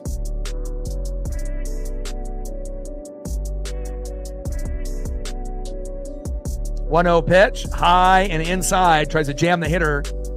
2 balls and no strikes from Legomina to Lewis. But it's like, if Legomina and Gabe Spire are second and third best guys in the pen, we're in trouble. Because again, they used to be good in the beginning of the year, but they're not good now. And everyone below them in the pen is terrible. So, literally, Brash is the only one that we can trust. But again, Wu and Munoz both got fucked up in this game. And how often does that happen? Never. So, got to give the Minnesota Twins credit. They didn't quit. And again, they've been seeing the baseball very well here at T-Mobile. Pitch fouled off. 2 balls and 1 strike with a runner at first and 2 outs. Legomina fucking up this game, giving up a 2-run jack to Carlos Correa. And unless we get a miracle here in the bottom of the 10th, this one's over. Pitch is low and away. Count now is full. 3 balls and 2 strikes to Royce Lewis.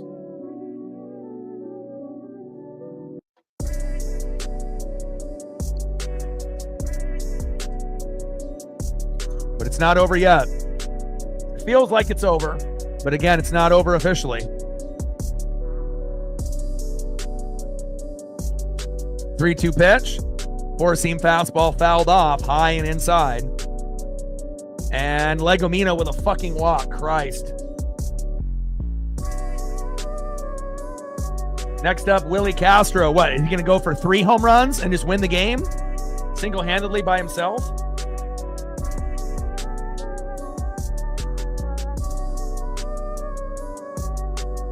Two for 3, 2 runs, 3 RBIs, 2 homers, matching what Cal Raleigh did. And now he's got an opportunity to really seal the deal here. Flying Monk with a 5-er.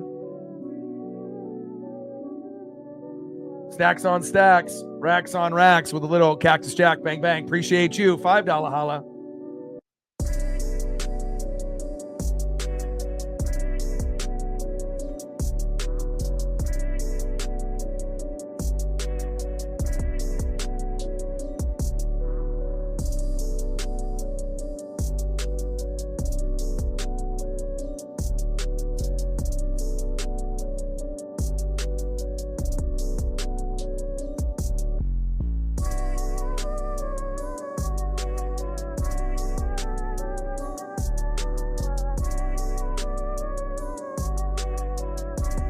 First pitch, high and away.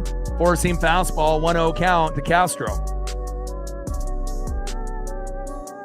1-0 pitch. Takes a strike looking with the sweeper. 1 ball and 1 strike from Legomina to Castro. Castro with 2 homers today, like Cal Raleigh for the Mariners. 1-1 pitch. High and away, four-seam fastball. 2 balls and 1 strike with runners at first and second and 2 outs. Twins up 8-6 here in the top of the 10th. I mean, it's not as bad as Colin Snyder giving up 7 runs, but it kind of feels like it. Alec with $1.49 dono. Appreciate you. Every dollar counts. Stacks on stacks. Racks on racks. Little Cactus Jack. Bang, bang. Appreciate you very much.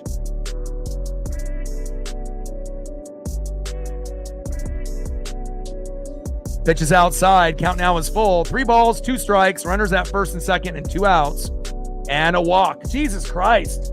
I mean, what are we going to lose this game? 12-6? God, Legomina, you're terrible. I can't even put you up in the top 3. You're all the way at the bottom with everybody else. Like, we got Brash, and then we got nobody else. Gabe Spire, Legomina, you lost all faith in me. All faith gone. Next up, Byron Buxton. And he's 1 for 5. Might as well hit a grand slam right here, and so we lose 12-6. I mean, we already fucking lost this game. Good job, Mariners, you dummies. I'll see what I can find here for you. First pitch is low and away. 1-0 count.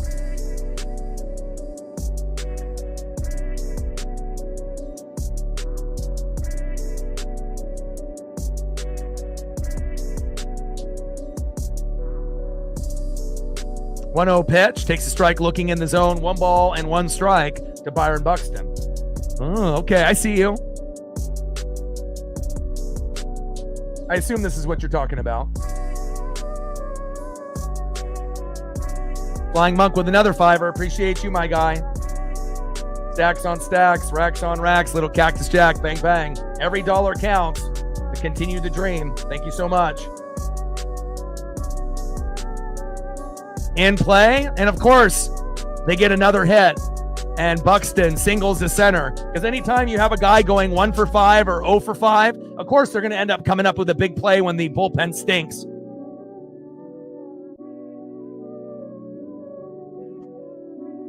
Nice job, bullpen. Colin Snyder giving up 7 runs yesterday. And then now what? Legomina trying to do the same exact thing? Double thumbs up. Next up is Trevor Larnach, who already homered earlier in the game. You might as well hit a 3-run jack right here, and you guys can win 13-6. Like, make the bleeding stop. Unbelievable collapse here by the Mariners.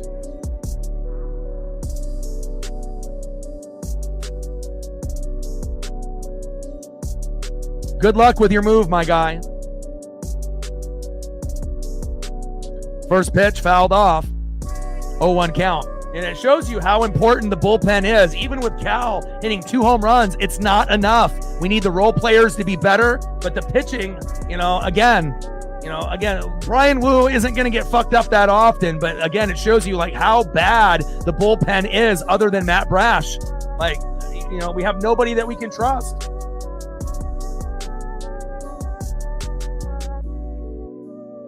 In play, and there it is. What did I say? I told you it's going to go to 12-6, and there it did. My ESP's on point. Larnach doubled the right. Nice job.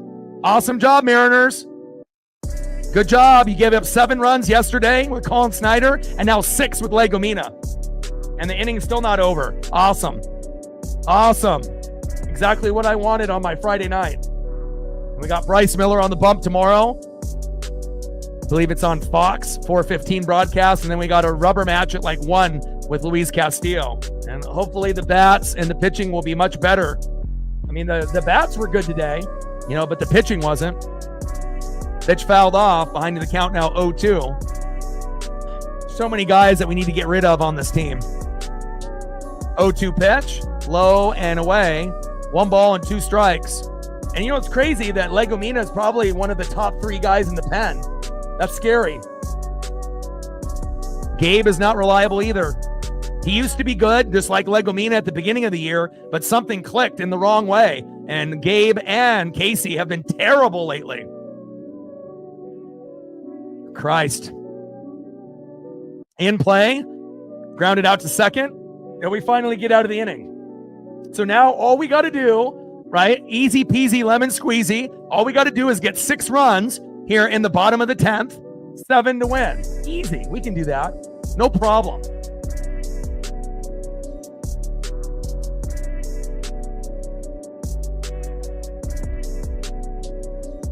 See if I can get a couple photos up here.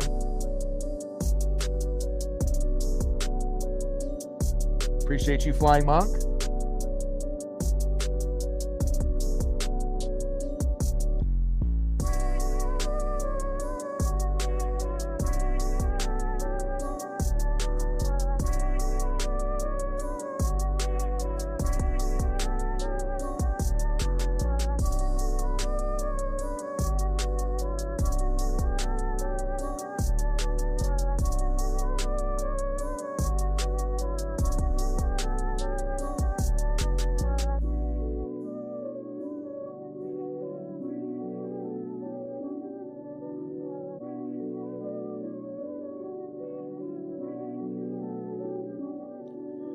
Oh, man. Oh, man. Oh, man.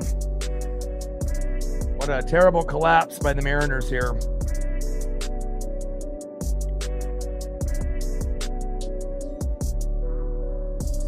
But still my team, no matter what. You know, you're going to go through the ups and you're going to go through the downs.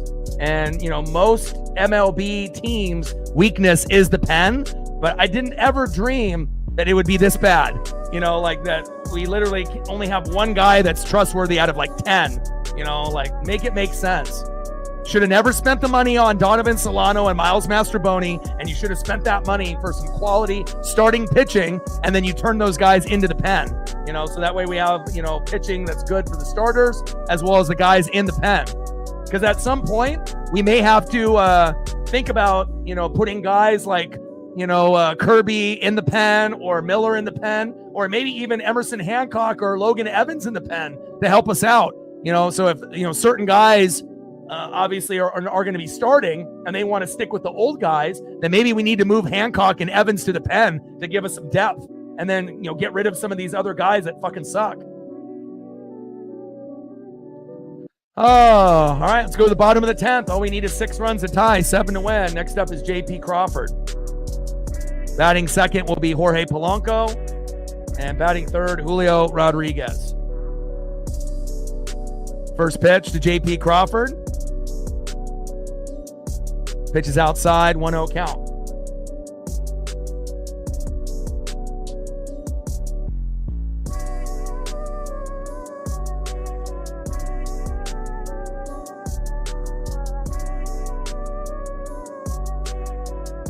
One-0 pitch.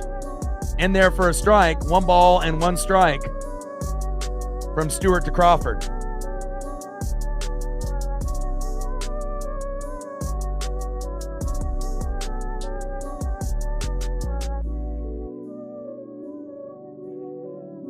One pitch. In there for another strike. 1 ball and 2 strikes from Stewart to Crawford. Come on now.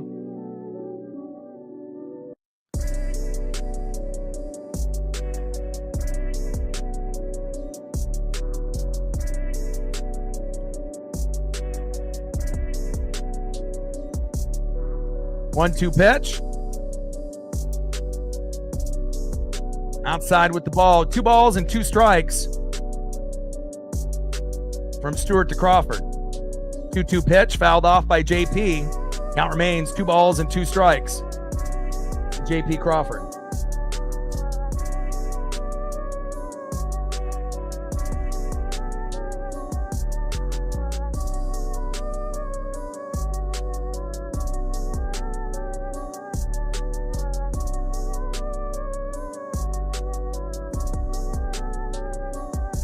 Pitch outside. Count now is full. 3 balls and 2 strikes to JP Crawford. I don't think I've seen a collapse like this in extras in a long, long time, let alone having it happen in back-to-back games. I mean, it's crazy to think that we could have put up 11 runs and still lost this game.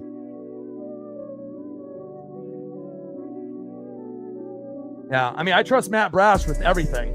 And I trust Munoz still. This was just his first bad game. And, you know, it took 56 games into the season for him to have a bad game. So, you know, I still have a 100% faith in Munoz and Brash, but nobody else.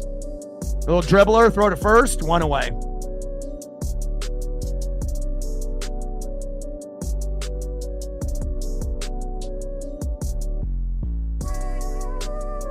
Next up is DHing Jorge Polanco. As Crawford grounds out to second, Williamson to third. Bottom of the 10th inning, Jorge Polanco up next. First pitch to Polo, takes a strike looking in the zone, 0-1 count.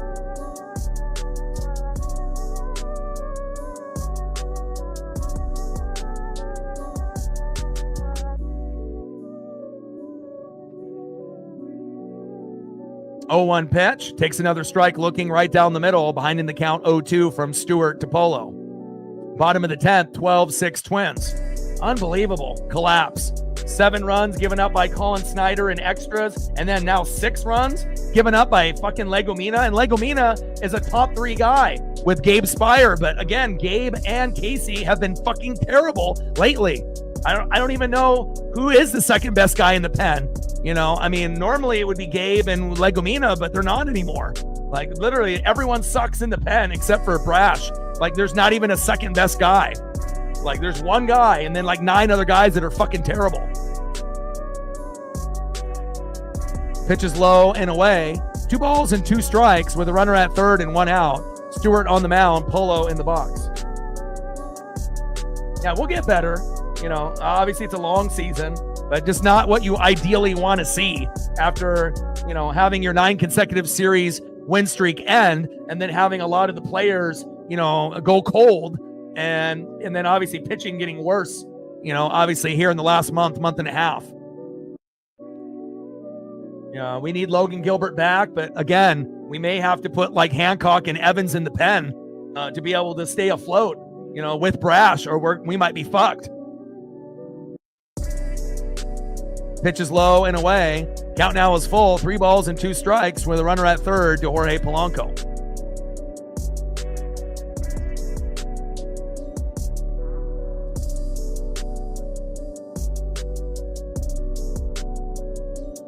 But again, you have to be mentally tough, you know, to be a Pacific Northwest fan. If you live in Oregon or Washington or you know, root for teams that live in the Pacific Northwest, you know, it's not like the Mariners have been good every single year.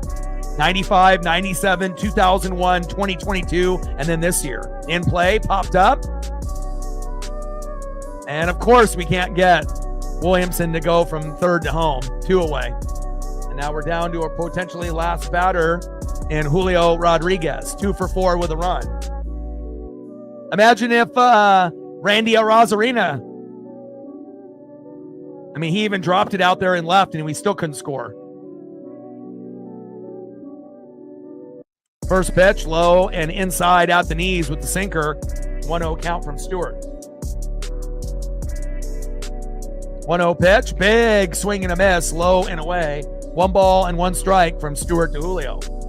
Come on, J-Rod, let's go, baby.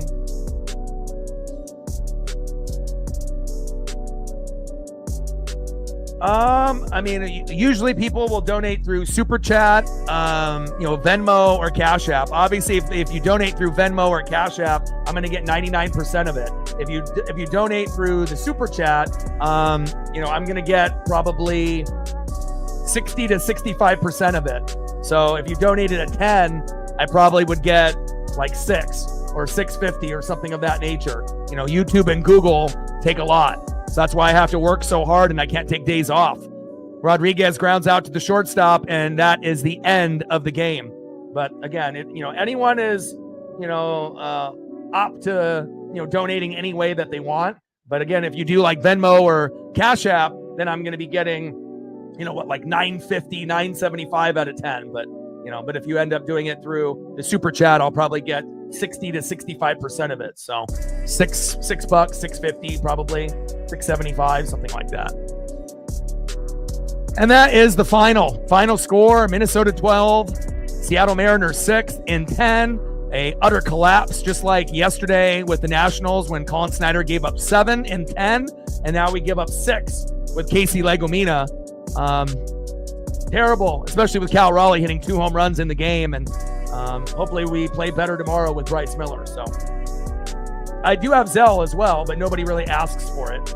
Yeah, but I do have Zelle. Every once in a while, I'll get like 1 or 2 people that do Venmo because they don't have Cash App, and then I usually get, Super Chat or Cash App. So, but you just let me know whatever you're thinking, and I can help you guide you that way if you're looking at something. So, but I appreciate every single person that liked, sub, donated, commented, shared. Captain Cole, Monkey, Flying Monk, Alec, and Monkey again. I appreciate you guys very much. Again, we got Bryce Miller on the bump tomorrow, making his debut back from the injury. Hopefully, it'll be better than here today.